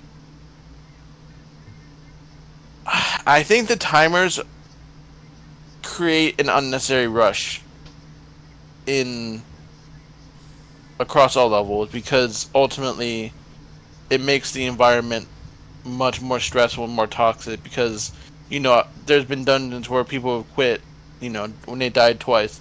I mean, it doesn't mean their key is borked, but people just leave anyways because it's they arbitrarily like, oh, it's over 2 deaths and we have 35 minutes to go. That's not possible, and it just wastes everyone's time. Alright, so let me ask you this then, based on what you said. Would you say that the dungeons given to us in Dragonflight, the 8 original and then the Mega Dungeon, do you think they did a good job of preparing people? Would you say they were good at what they did? I mean, my opinion on that is it's the wording. I think I don't think dungeons as a preparedness is the word I would say. I just think they're fun experiences. I personally like dungeons too. Don't get me wrong. I've been crap talking M plus, but I like me a good dungeon. I like dungeons. It's not the dungeons themselves I hate. It's You're just well, not- sometimes it is. It's the mechanics of the M plus playstyle and the rush go fast and the routing and the planning. That's not my playstyle. But that being said, I do love dungeons. I think the story I love, like if we're talking like, I mean, just design wise, I mean, how cool is Ruby Life Pools or just like or Brackenhide, right? Theme wise, like the Knolls who we never saw again after that. But anyway, I like the dungeons. I think they're cool. Now, personally, I think a lot of it has to do with repetition. I love the dungeons up until I've done them the 10th time each. I'm very much don't like to do the same thing over and over again, which is why after I get ahead of the curve on heroic rating and kill the final boss a couple times, I tend to get burnt out. The repetition gets to me a bit. I don't like doing the same dungeons over and over and over again. So unless World of Warcraft ever turns into a version of itself where we are seeing like randomly generated dungeons where every dungeon is genuinely something brand new I've never seen before or a new combination of things, I will never say dungeons are my favorite form of content. They're good, but I do get sick of them pretty early on. That's just my opinion. Okay, so let me ask you this then. Would you be a fan of, since right now in WoW there's no way we're going to get this randomly generated dungeon. I just don't think it's going to happen. But Yeah. would you be cool if dungeons were upgraded to be at the level of, say, Dragonflight or even Shadowlands, and they were just on a random which one you get? Yeah, like just any dungeon in general, like from the game. Yeah, but mind you, Oh. they'd have to go back to some of the old ones and revamp them. But No, like, fantastic. you, I would love that. No, I think that would be great. Because I think that's part of the issue is like just too small pool. I'm tired of seeing Brackenhide. I'm tired of seeing these dungeons over and over again. It just gets a little bit grating on my brain. But Alright. I mean, yeah. before I jump into the last part of what I want to hit on the dungeons, Zarina, what is your opinion on dungeons in general that we got in Dragonflight? To be honest, I don't mind them. I am in agreement though in terms of the repetition of the dungeons, consistently seeing the same thing day in, day out, no matter how many times you run it. I mostly just run just to get KSM and get the mount, and then there's still times I'll help out with running keys and things like that to help other people get their KSM. But then, like, unfortunately, this expansion, this season, I just got burnt out, and I'm just done with keys. Once in a blue moon, I'll still do a key to help out, but otherwise, I'm just like, at that point, I am done with it. I just want to do pretty much literally anything else at this Fair point. enough. Fair enough. My other issue regarding dungeons comes down to the professions, because my evoker is a leather worker, and unfortunately, some of the items I can create ends up requiring me to go into, let's say, Brackenhide Oh, yeah. and clear that place in order to use a working or a work order station, which I personally do not like, because I shouldn't have to, as somebody who has a profession to make things for other people, I shouldn't have to run and clear a dungeon just to make a work order. It's pretty silly. Yeah. Now, I will say that the other workstations they have in, say, Varrock's camp areas, I don't mind that one quite as much, just because you can go there and you can just make whatever order you need. But the dungeon aspect of it, I hate it so much. Because it's more of a hassle, in my opinion, and not worth the time, where some people will decide, oh, I'm only going to give you like 100 or 200 gold or less to go and make this piece that requires you to run through this dungeon. Like, Which, no, unfortunately, I think you're going to get again. Oh, I don't doubt it, which is a stupid concept, but Yeah, but especially no, especially considering the one in question is the Stone Vault. yeah, your favorite one. No, that But no, like, other than that, like, I don't mind Brackenhide to an extent. I don't mind most of the dungeons. But it's just that repetition of them, it gets overbearing after a while. fair enough. 100%. All right, so the last question I want to ask about dungeons, and we're going to move on to looking ahead. What was your favorite dungeon of the 9, and which was the one you hated? Favorite of the 9. I mean, this would be silly, but I liked Ruby Life Pools most because it felt the shortest. Yep. That's just being honest. I liked Ruby Life Pools because it was short and sweet, and it's everything I love in dungeons. I love going through dungeons. It should be to me. I love the mega dungeons. Don't get me wrong; those are a different experience, and I'm not including that. But Dawn of the Infinite is super cool. But I feel like for me, my favorite dungeons are the short and sweet. You go in there, you kill a couple bosses. They're challenging, they're fun, and you're done. It's not like this super long, like 30, 40-minute commitment that it can sometimes run up to, depending on, whatever. Then I have good news for you. Oh, do tell. There are at least 3 dungeons that I know of that are only 3 bosses. Oh my gosh! And they're very. I love that. And they are very, very quick. Well, I'm happy. Well, if done right, they're very quick. Okay, I'm semi-happy. Okay. But Yeah, just depends on the type of grouping you end up with. But that being said, 2 of the ones that are 4 bosses, the area is very tightly compact. Oh, good. I like that. No, I like that. I did not like the no-coup defensive. I did not like flying. Really cool gimmick. Really cool doing it the first couple times. But, yeah, that ain't it for me. Nakud, and I did not... I despise... Very much so despise... Actually, I'll say this right now. My least favorite was Brackenhide. I did not like the space... I did not like the starting area of Brackenhide with just, like, chaotic... so many mobs everywhere, and also just, man, the boss fights in that... So annoying. I hate rot mechanics. I hate the whole rot, vomity look. I hate the freaking every boss pukes on you, and then your character pukes, and then you die because you puke.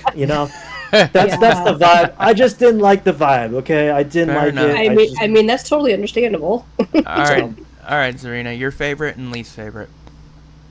Oh God, I hadn't really even thought about that.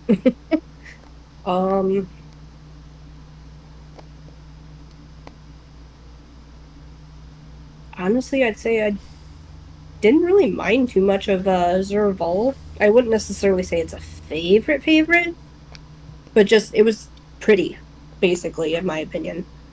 And that's mostly what it comes down to for me on that one. All right. Oh God. say Which- least Yeah, I favorite. was gonna say which one do you just wish didn't exist? Part of me just honestly wants to say Alderman because it's so freaking confined and restrictive. It's so long. That dungeon. Why is it so Especially as long? an evoker, I Yeah. can't move very well in that place at all. It drives me nuts, especially all the twists and turns and crap. Especially depending on how the tank decides to pull. Mm-hmm. Oh my god, don't even get me started on that because you freaking pull and pull and pull and pull and you get it around a corner. And it's Mm-hmm. just like, okay, now I have to run all the way to the opposite side of that pack, big old pack that you just pulled. And pray you're Just not so I can targeted. exactly and be able to still do enough damage to kill things. Right. But no, and another one I didn't mind too much was, I guess it's kind of a toss up between Ruby Academy and Miltheris. Because those ones I didn't mind too much either, realistically. All right. Stove. Favorite dungeon, least favorite dungeon. I mean, I think my favorite probably Dawn of the Infinite, just purely because just the storytelling and like kind of like the some of the bosses in there were meh, but I just the storytelling and the whole like timey magic bullshit was, I think I had a good time in it, and I wish it wasn't so long, but from like a purely good time standpoint of view, it was by far like the most enjoyable from like a enjoyment standpoint All right. and like the storytelling standpoint. All right. I think the one I didn't like the most.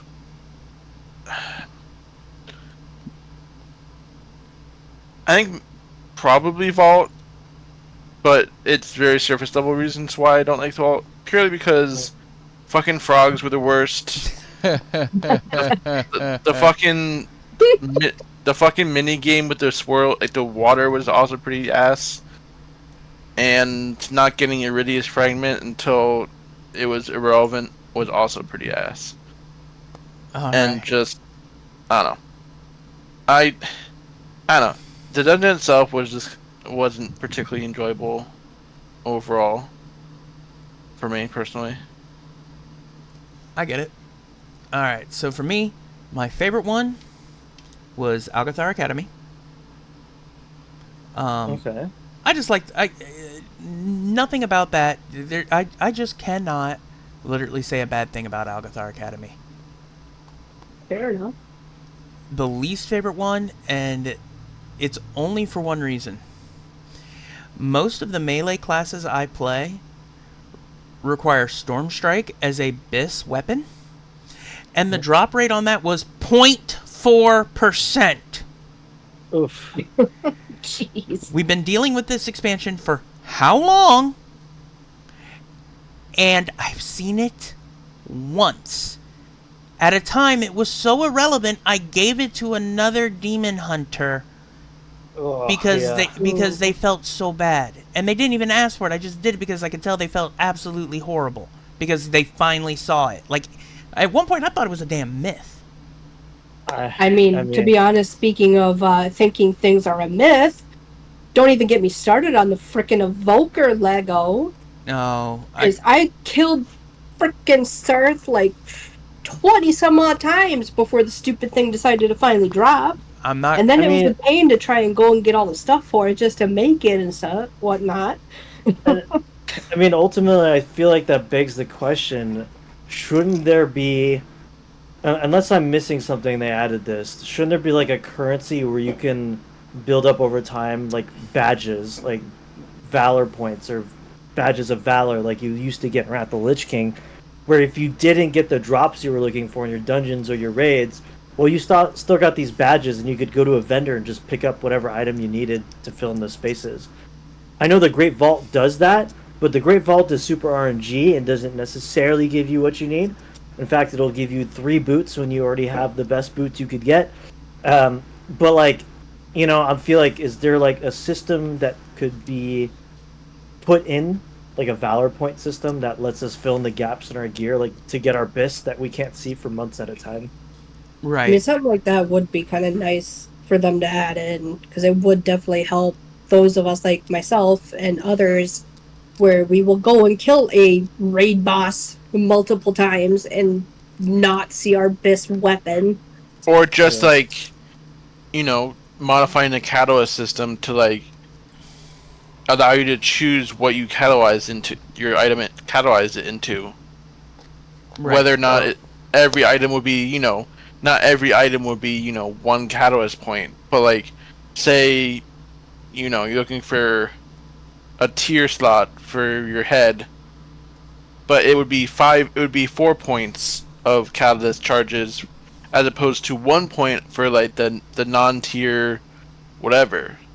And I think that would be like a good like mid adjustment to like a current system we have. That would be, or like I don't know, but you'd have to balance like how do you get catalyst points. It'd be a whole thing, but like Yeah. so No, like I was but the just point, thinking, yeah. like talking about the like Corey didn't get the weapon or storm strike he wanted. Easy fix, just add like a point system. You get enough points, you can get it, and now you actually have something to look forward to. You can build up points and spend it when you don't get the RNG. That's all. I didn't mean to sidetrack us. I just thought that was an interesting sort of thing you had brought up because it is frustrating not getting the thing you really, really looking for if it has a 0.4% chance. So Right. anyway. All right. So we're gonna leave Dragonflight behind, and we're gonna look ahead to the future. What is one major hope you have for the War Within? Personally, I think delves are looking really good. I'm sure we'll jump into that a little bit later, but delves are looking pretty good. As we were discussing with M Plus, I think delves offer another way of gearing, which is really cool. But I think ultimately, I think the War Within is moving forward with the foundation they built with Dragonflight in terms of character builds. I think hero talents offer a really cool solution to adding more class themes and variety and builds. So yeah, I think looking forward, I think I'm most excited for hero talents and where they build from there. All right, Zarina, what's your biggest hope for War Within?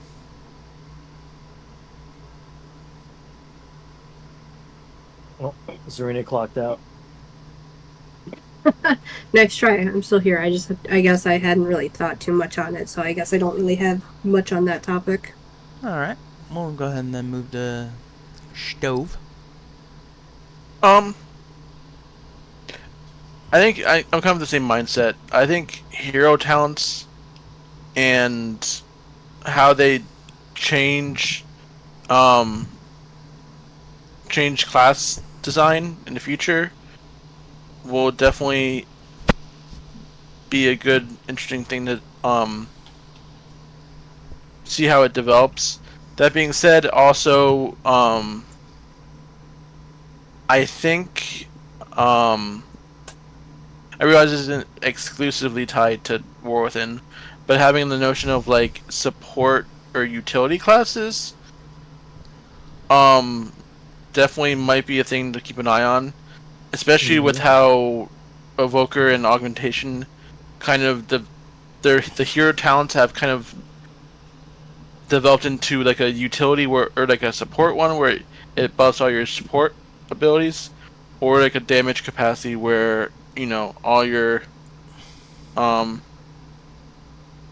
all your abilities are you're more selfish in the fact that um your items your abilities do more damage, which is I don't know, kind of neat. I don't know. I think, like I said, hero talents are definitely a game changer. I think for the health of the game, much like the talent changes in Dragonflight, I think hero talents are going to be an important change, hopefully, which have a positive impact on not just War Within, but in future expansions. Okay. My biggest hope, and again, this comes from me being an M Plus player. I'm hoping that the changes they're making to M Plus are truly for the better, and they don't make things worse. That's all we could hope for. Yeah. All right. So since we've touched on this with your guys' thoughts, and in my opinion, it's something that I'm really interested in. We're gonna go ahead and take a crack at these hero talents. What are we thinking in terms of them? Because I've heard a number of different people kind of hit on the fact that it seems like one hero talent's really good, if you're playing this spec, but not good if you're playing this spec, even though they share it. Yeah. Um, No, I mean, that's really interesting, right? I mean, it's kind of a weird balance for Blizzard now where it's like rule of cool versus what's OP and what's in the meta of what's the strongest. Um, I mean, like, frankly, I don't care what's the strongest DK hero talent. I want to ride on a horse and smack things. I want to be a rider of the apocalypse. I don't care if the other one's stronger. I simply don't. That's just personally me. Maybe that's just kind of the mindset Blizzard is going to have to go into it. Is like, well, we might not be able to balance them perfectly, but we can give certain cool features and utility to other hero talents to make up for their lack of maybe their DPS, or maybe they're going to try to fine tune them so they're all perfectly in sync. But we know how that goes with Blizzard, aka not too well sometimes. But it's a definitely a fine balance, right? It's definitely tricky, I think, for them. And there's just some fantasies that are just not that interesting, like I mentioned earlier. But I won't get too much into it. no. Actually, that's a very important thing, though, is the fantasy behind these hero talents. This is why the hero talents are designed. Each hero talent has a little snippet, a little comment that's basically supposed to describe why they exist. And the thing is that I just don't feel that for some of them thematically. Like, Yeah. And then you also fall into what you said, what's good versus what's cool. I'll be real with you. If you're playing Ret Paladin, there's a very good chance that Herald of the Sun is going to be the better talent, the better hero talents. But man, they ain't nothing like dropping gigaton hammers on things multiple times in a fight. Yeah. Just seeing hammers rain, you are no longer a paladin, you are a hammerden. Yeah. It's the same. It's the same from Prot. Is Lightsmith going to be better than Templar? I think so, in terms of, like, overall. But there's just something about being this shield-wielding mace, shield in one hand, mace in the other, and you hit something and suddenly hammers rain from the skies like your god, the light, has just decided to bless you. And just smite your enemies with hammers. That's very much a thing in certain cases, and then in other cases you have hero talents that literally give you nothing, not a cool visual, not a strong ability. They give you nothing, and unfortunately, in the War Within, the losers in this column are rogues. Yeah, rogues 100%. Rogues. Worst. Every single one of them is terrible. Every single Rogues got shafted so hard.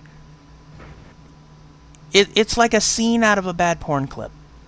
Wow, nice comparison. Jeez. But I'm He's not wrong. I'm not wrong.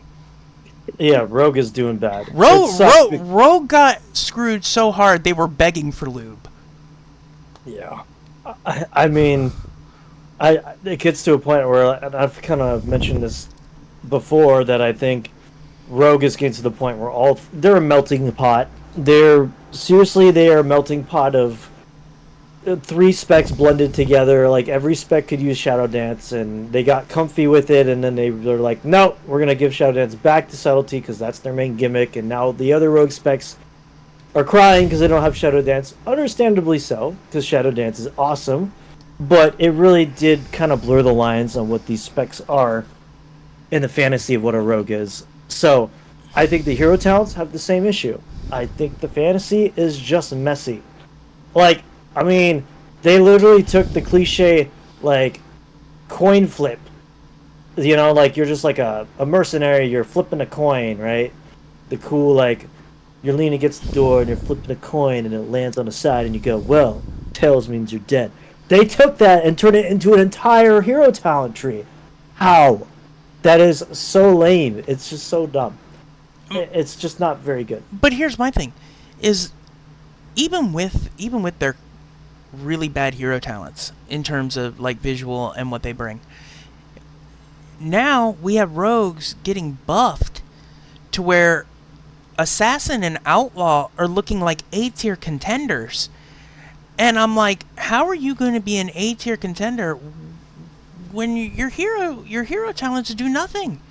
Eventually, Blizzard's going to see that. Oh man, even with their hero, and I'll be honest with you, this is how I feel. Is it's a case where Blizzard's looking at it as like, oh man, we shit the bed on these hero talents. We better buff their actual talents so that they can actually be useful. 100%. And 100%. eventually, the other reason I feel bad for rogues is eventually Blizzard's gonna look at it and be like, oh damn, we overdid it. Tone them back. And then what do rogues have? Absolutely nothing. I'm sorry. I understand that Hunters needed a rework. By the way, the Hunter reworks, massive success. Shamans got reworks, massive success. Mages got some reworks, massive success. But rogues and druids, the two classes absolutely 100% needing reworked. I would literally put their need for a rework on the same level as those that got them. And they're going to go into the War Within, and it's not that their hero talents are good and making up for it. It's that they've been buffed in certain ways to overcompensate their lack of good hero talents. And then and the one major thing that jumped at me, especially for Feral Druid, they had a strong, not overly strong, a strong hero talent that so outperformed the dog shit hero talent that is good lord, Druid of the Claw. Yeah. In Wildstalker, and they saw that Wildstalker was overperforming Druid of the Claw so massively, they gutted it. Oof. What it is now is a shadow of what it was when beta opened. Yeah, that's sad to see. It's terrible. I went from looking at Guardian Druid and Feral as a possible main to not even in the top 4. Yeah, that sucks. No, it's definitely kind of like an over... Like, they definitely go hard with the nerfs. They don't do slight nerfs here. They are very heavy-handed nerfs in this game. I think they definitely tend to over-correct things quite a bit to the point where, well, it's not a problem anymore, so out of sight, out of mind. Yep, and, they're happy that we buffed this to make them stronger, so we'll forget that we haven't touched them the way we actually should have. Yeah, exactly. They didn't put the time and care into it. They're just going to wait for the next overhaul, I guess. Get some poor sap intern to do it. Yep. Zarina, what's your opinion on hero talents? Personally, like, I find them kind of interesting because it gives it a little more variety, I guess, than the basic talents. From the standpoint of like the preservation evoker, like granted, evokers in general get the choice of either, I believe it was like Flame Shaper and Chrono Reaver. Chrono Warden, I think. Yeah. Something like that, yeah. I know I had Chrono in the name. But like in terms of preservation evoker, at least in my opinion, the Chrono one would be the better option versus Flame Shaper. Just from my like bit of beta testing on it. And I know I've thrown you off a few times with it when we run dungeons. Instead of my hover being the way it normally is now, depending on what's taken and how it all works. Yep. I don't get to just hover anymore. I get to freaking teleport a little bit. Yep, a blink. Yup. It is so much fun. I loved your reaction when I first started doing it. You're like, wait, what did you just do? It did throw me off. It did throw me off. I was like, holy, what? Oh, wait. So now, a caster that had decent to good mobility now just has better mobility, because now instead of hovering over rough patches, you just blink past them. Yeah, exactly. And personally, It- like, I love that aspect of it. Um, and then coming from the Devastation Evoker, I think it was the same for both options, right? No, I think. Scale Commander or Flame Shaper. Right, thank you. I forgot about that. Um, I guess it's kind of a toss up between those. Just because, like, I guess in its own way, Flame Shaper can be good, but in another way, Scale Commander could be too. So it's like you either have one that basically relies more on the I'm drawing a blank now for some reason. Disintegration. There we go. Where it relies more on that versus some of the other abilities that the Evoker has for the Flame Shaper. So it's a little bit more of a toss up, and hopefully, like, it'll be more of a variety that'll be seen versus the basic that we get now, kind of a thing. But but I will say this though, when I look at the hero talents for Devastation, I look at it and I'm like, oh wow, Flame Shaper gives you this new button that does cool things, but it's a cool thing, but it's also just no different. It's really just a new button to something that Devastation Evoker did already.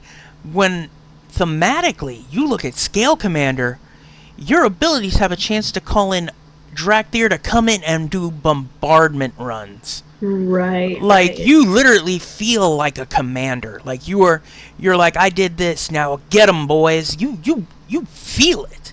It's the same. It's the pretty same. much. It's the same as DK's Rider of the Apocalypse. Yeah, I think Deathstalker is going, or whatever it is, Death Reaver, whatever. I think that's going to be the stronger talent on Frost. But let's just be real. The fact that you get a ride with the homies, Yeah. why would you ever, even if it is the better damage talent, thematically speaking, you are now a Rider of the Apocalypse. You are one of the horsemen. You are riding with the homies and the homegirl. Like, 100%. just straight up looks and feels cool. And that's where it's like I said, I see a world where you're going to see certain hero talents be good because they're good, and you're going to see other people playing this hero talent because, man, it is thematically feels good. It looks good. I'm sorry. So before we started, you were asking me about Demon Hunter, or actually earlier, you were asking me about Demon Hunter talents. Eldrachi Reaver, I understand where they're saying it's these demon hunters that maybe didn't want to focus so much on their demon side, and they focus more on their blades and honing their skill with their weapons, and I get that, and thematically I feel that, but at the same time, it does not look as cool as going Felscard, popping meta, and then watching all five of your major abilities get new power-ups to look cooler and just expel this surge of demonic flame around you on use that gets stronger with each ability you spend. It just does not look as good. It does not feel as good to do, and there are so many. I'll bring this one up because me and Metal play it. Monk. I'm sorry, there is no world where as a Windwalker monk you do not take Conduit of the Celestials. Yeah.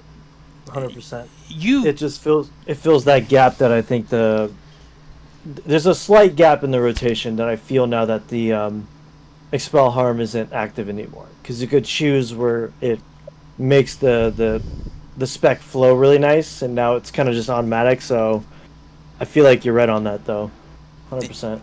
right, and it's just like I said, it just comes down to so much of this. Like, even mages. I look at Fire Mage, which is the only mage I play, and yeah, Frostfire sounds kind of cool, but if I go Sun Fury, I get to summon a damn Phoenix that casts spells for me. GG, it's over. Yeah, That's it. I don't play that to climb charts or raid or anything. I play that for fun. I'm not gonna give two craps if Frostfire's better. I want a damn Phoenix to cast spells for me. Damn it. True, 100%. Right, I'm definitely with you on that one. Stove, what's your opinion, man? I think, like I said, there's definitely winners and losers for hero talents. I think this prior to this, there's definitely been what's good is good and what's bad is bad. With the advent of like these like thematic upgrades to how any playstyle changes, I think we'll see a lot more people torn between high DPS or like optimal builds versus what's fun. And I think having that option as more of a having that as a viable option is definitely something that WoW needed. Because I feel like WoW playing stuff for fun is often not optimal in a lot of competitive scenarios. But hero talents kind of level the playing field a little bit better because it allows fun thematic themes to the classes we have, and at the same time not fall behind or lack thematic punch, if that makes sense. So, like, I think the gap between what's fun as a class and what's competitive kind of hopefully shrinks with the advent of hero talents. Yeah, And you can hope that they balance it well enough to you can have that choice, or it's not as. Because I don't know about like using DKs as an example, right? If Death Reaper and Riders of the Apocalypse are within 2% of each other, then that would be ideal, and people could play Horsey Frost DK and still contribute meaningfully to a guild or like a raid environment or a Mythic Plus environment, because no one wants to play what's fun and then be a detriment to their group, right? Or their progression. Yeah. And I don't know. I think if Blizzard does a good job of closing the gap in terms of like these hero talents that are fun and like these themes that are fun for the classes to be, while maintaining like competitive viability in mid to high tier content, I think that would be a healthier create a long-term health benefit for WoW as a game, because Yeah. I think No, you- while No, I you're agree, while I agree that optimal builds and playing optimally are fundamentally part of the game, I think closing the gap between fun and casual, having fun with your class and casual builds and competitive 1% of rating people is a goal that should be aimed for, and hopefully that the advent of hero talents kind of changes the WoW's community stigma around playing fun versus optimal. Because if Yeah. because I you get that. you could be in like a +10, right? And optimally, if you're playing Riders of the Apocalypse, and Yeah, no. like Death Reaper or Death Reaver, whatever it is, it's like 10% better, Yeah, or no, I get or that. something No, like 50% better. Then in that +10, you're actively losing 15% of your damage, and your Yeah. group might not time it properly. Well, let's But just hope it's not that bad, right? That's kind of what we can oh, hope for. yeah, it's a little bit extreme. It won't be like 15%. It would probably be more with like Yeah. 5%. But Who knows? Could be. yeah, but the point stands that like if they do a good job of balancing Yeah. the fun with the competitive, I think in the long term it would be good for the health of the game if um people aren't as concerned about what hero talent you're playing or what build you're playing if they know that ultimately the gap between fun and competitive is under Minimal. 5%. Yeah. Ooh. But Yeah. here's the thing: is you said you guys mentioned Blizzard. I almost don't know if all this falls on Blizzard though, because I feel like it's gonna fall more to the people that write the guides that other people follow. I feel like they have more contribution to what is going to be played. And what I would like to see out of that part of our community is okay, do a build for each of the hero talents and then give us the reason why one is better. So I'll since I play like I said, Demon Hunter, I've got Eldrachi and I've got Felskard. Give me a build for each. And then tell me, hey, so if you are running Eldrachi, you're losing 4% overall extra damage that you could get out of Felskard. But it makes you tankier. Now, luckily, in their versus discussions that they've been doing, they've been going over that. Eldrachi is a little more defensive and has a little more priority targeting, which may make it a better raid spec. Whereas Felskard is much more AoE controlled and very bursty. Give us that to where we can make the choice of what we play. Well, Go ahead. I think I mean, sure, you can have the community leaders, right? Like, say all these things and have all these things they want to say, right? But ultimately, like, people, if the logs say otherwise or not, it won't matter what the community members say. Like, because ultimately, I think a lot of people are more concerned with log rating and log percentiles than uh, you know, guide building, I think. Oh, I Not 100% agree with you. And I think it's a lot easier to expect Blizzard to bounce better than expecting the community to remove the stigma Of if you're not of playing this, you're not getting an invite. the stigma surrounding one hero spec or the other hero spec. I think it's a lot easier and to physically balance as opposed to trying to change the entire community's opinion on something that has been rigid for a very long time now. Right. I agree with you, and that's why I said I think it does fall a bit more on the community to be more flexible as well. Oh yeah. All right. But Oh, go ahead. If you got more to say, yeah, go. I mean, I don't know how reliable the community changing is in the long term, since I don't know. I think it's ultimately gonna come down to balance because the community, while pockets of it are good, it's ultimately it's gonna take. It's not as prone to change as a physical balance change. Right. That's all. Right.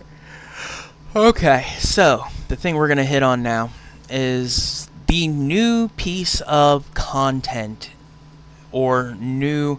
Some people are straight up dooming it and calling it Torghast 2.0. Delves. Delves have come in and become the new Vault. They removed PvP.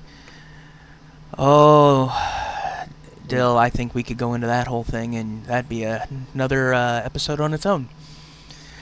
Yeah, it's quite odd, but yeah, it's But interesting Delves. that they did that. Delves have come in to give pieces of gear for those, and the one thing I don't like is I believe I read that they top out at max to match only heroic raid level gear. I'd have to double check that, but for someone who is not a fan of M+, what is your opinion of Delves being the third Vault row now? I approve.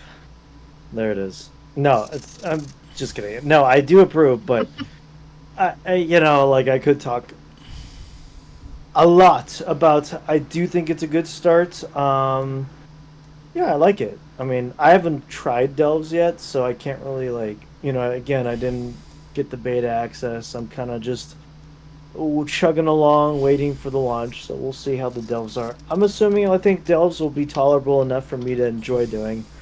I like it. There's no timer. I can push higher difficulties with friends or by myself. Good stuff. I like that. As somebody who completed multiple and many Legion towers for lots of weapon skins back in the day, I like a good solo challenge. That is what I like doing.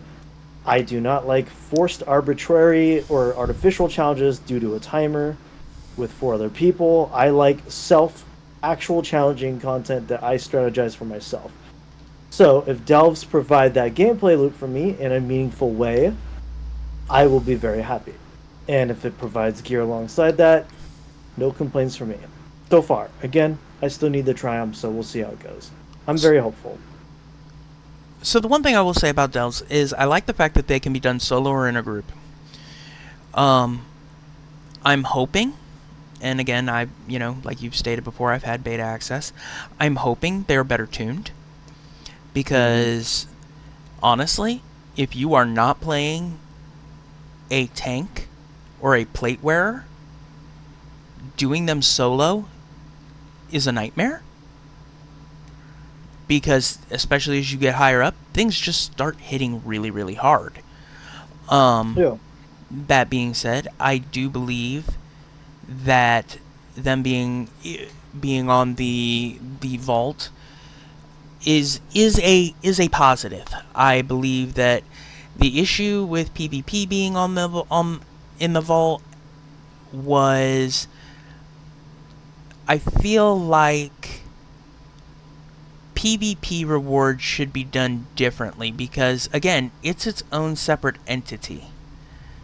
And with the existence of the Catalyst, a lot of PvPers still did dungeons. A lot of PvP players still did raids. So they actually had the ability that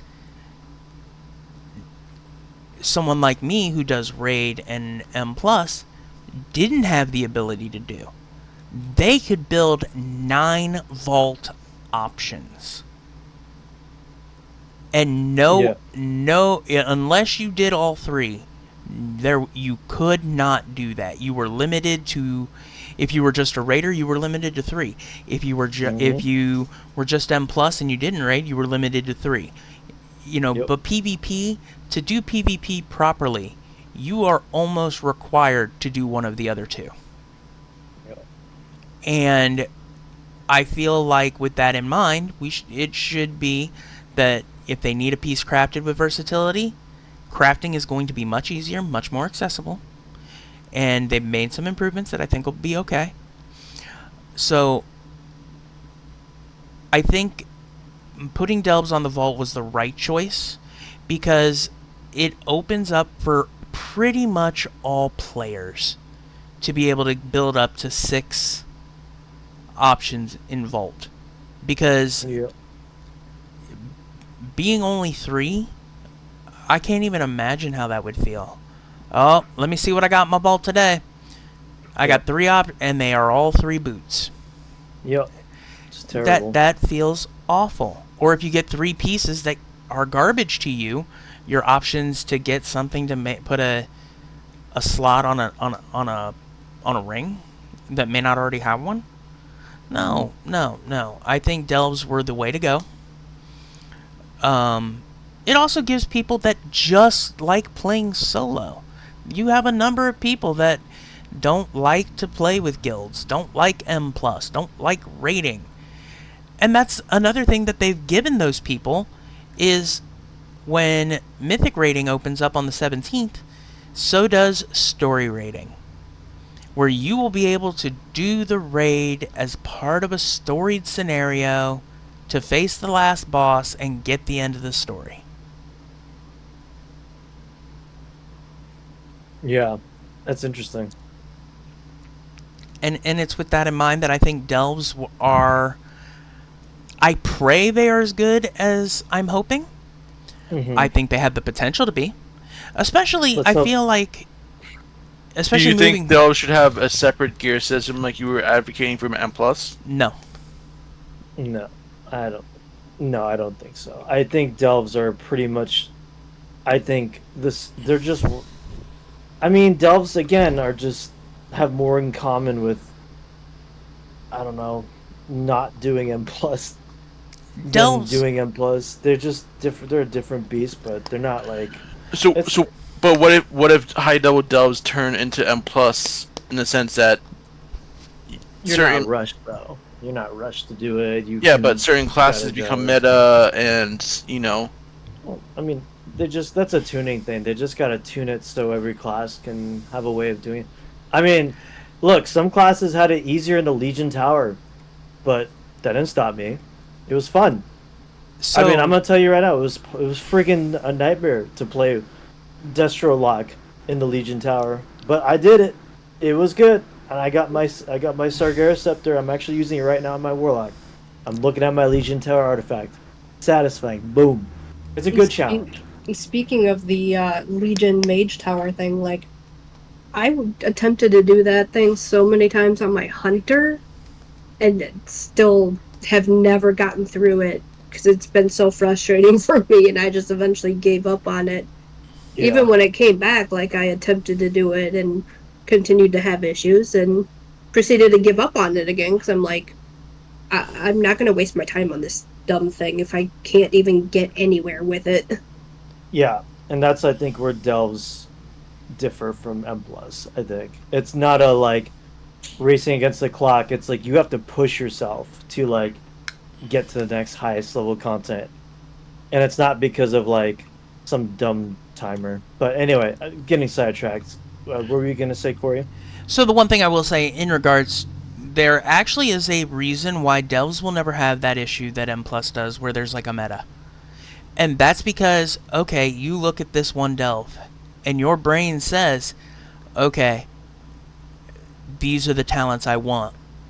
And then the thing you have to think about is you have 12 regular delves, with each one having one of 3 possible versions. Yeah, there's a lot of variety. Oh, that's gonna be good. I can't wait. So you go into one delve, and it's saying, hey, guess what? In this delve, you have to save these earthen from the mushrooms, and traverse to fight the boss, get the loot. You go into it again, and suddenly, now you have to find this energy for this pink elephant that you have to see because you're hallucinating out of your mind. Mm. And it's a whole other scenario. Yeah, 100%. I like that. That's what I'm looking forward to the most. That solves the dungeon problem I was talking about earlier. Right. So we've kind of come full circle on that. And the thing is the other thing about it is that as you get to harder and harder difficulties, it is going to be similar to M+ in some ways, where you're going to look at your boys and be like, all right, boys, we're gearing up. It's time. We going in. And you're going to want to have, if the four of us run it, we're going to want to have me tanking, you and, Stove and Dill on DPS. We're going to have the Preservation Evoker, Serena. And the four of us are going to do this content with Bran, which, yeah, I'm not even going to go into him. Well, he's there. He's giving us the moral support. It's fine. It's yeah. He can, like, if you're solo tanking or solo DPSing, if you don't have him healing, you're out of your mind. Yeah. And the thing is even then his heals are average at best. But it's something, and it gives me hope for the future because he's the season 1 follower. Yeah. Which means they plan for someone else to help you in Delves in season 2. Yeah. And the thing is what are we going to change in season 2? Because the big thing here is that you want to climb so that you can face that 13th delve.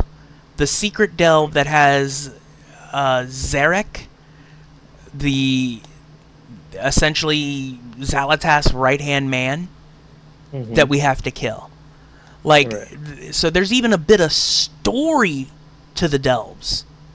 That's cool. I like that. So, Just spoiler alert, I guess. I don't know. I know nothing. The thing is these are, so you can call it a spoiler alert, but these are things they've already announced. Okay. So this isn't beta because they didn't let us do that one. Yeah. They kind of hid it from us the same as they did the last boss of the raid. Right. Yep. Which I will use as my segue. Yes. What are your raid expectations for the War Within? What are you hoping for?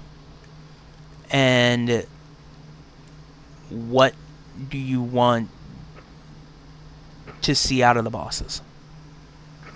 Yeah, I mean, just more or less the raids they've been giving us. I mean, they've been pretty good. I mean, I don't really have too many complaints. I love epic last boss fights on the same level as Fyrakk that aren't as long as Raszageth. So as long as we get some pretty epic last boss fights that feel pretty rewarding but not overbearing in terms of being like 15 plus minutes because there's like an ad phase where you have to like jump to like 10 platforms, I will be happy with raids. So as long as there's not like weird or like just like weird phases of like just killing ads, and I don't mind ad phases sometimes if they're relevant, but just doing a lot of weird like fights that are like you do like a 10-minute ad fight and then you get to the next phase and then you die and you gotta do it again until you get it right. So I mean, I think for the most part I'm just overall expecting a decent raiding experience. I think it'll be fun and hopefully it won't be Primal Council again. So there you go. Zarina? Honestly, I'd say I'd pretty much be the same way. Just hopefully it's not too insane or anything of the sort. Yeah, I mean, first raid tier, we can start a little bit like on a foundational building up the stress level of raids. We can save that for maybe the last tier or the middle tier. But I mean, it looks pretty. I've seen hints of the zone. It looks really cool. Like it's got that really cool Nerubian architecture. So I'm excited. Don't get me started on that zone. Right. So I'm excited. I won't spoil though. So. Okay. Yes. Stove? I don't know. I like big bosses, big explosions.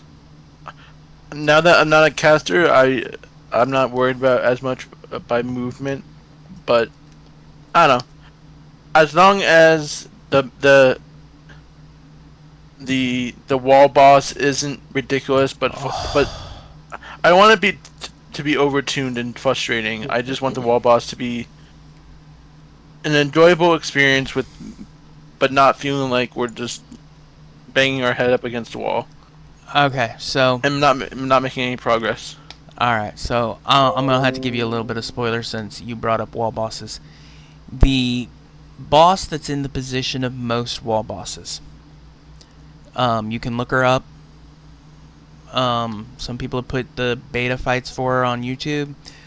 She's in the journal now on the game. Her name is Nexus Princess Kaivessa. And I'm going to be 100% completely honest with you. For a wall boss, she is the perfect mix of difficult mechanics with just the, oh my god, why is this fight fun for no reason? That's good. Yeah. She has got mechanics that are going to test your patience. But the thing is there... The one thing... So, where Smolderon had mechanics that tested your patience, but it was more because it was just hard to see with red on red, this boss is going to test your patience with mechanics that are purple against gold. Interesting. And she just has multiple mechanics going off at the same time, where you'll see a return of a mechanic you've seen before, and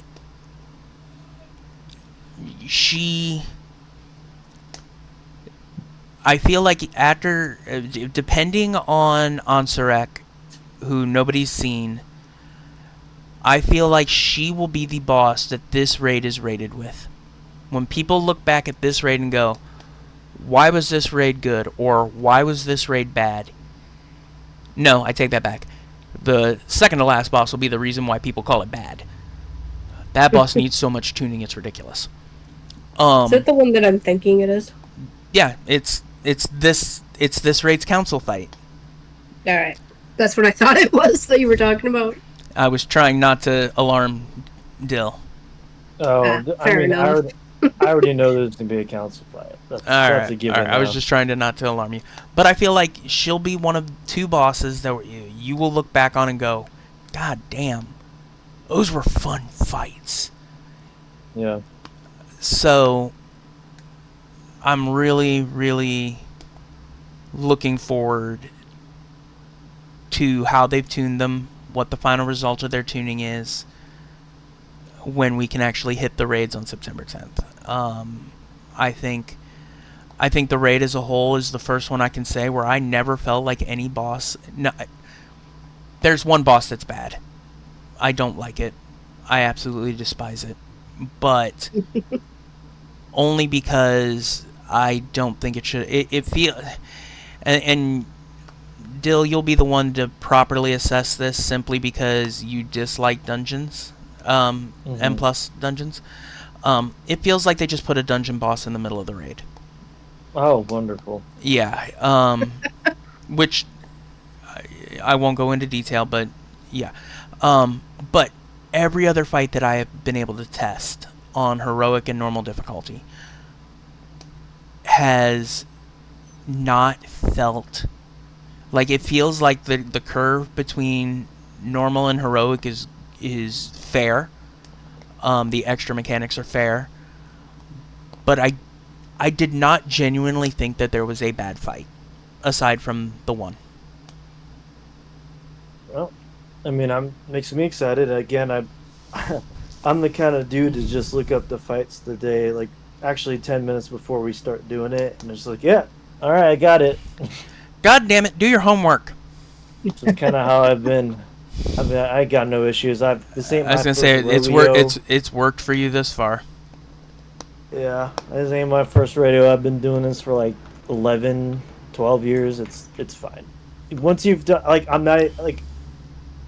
I mean, I'm not. Look, when you've been doing so many raids, when you've done as many raids as I have, doing, like, you've seen basically almost everything. You've seen every variation of like what they're gonna do. So like, oh no, you just get. Oh no! Okay. Oh no! No!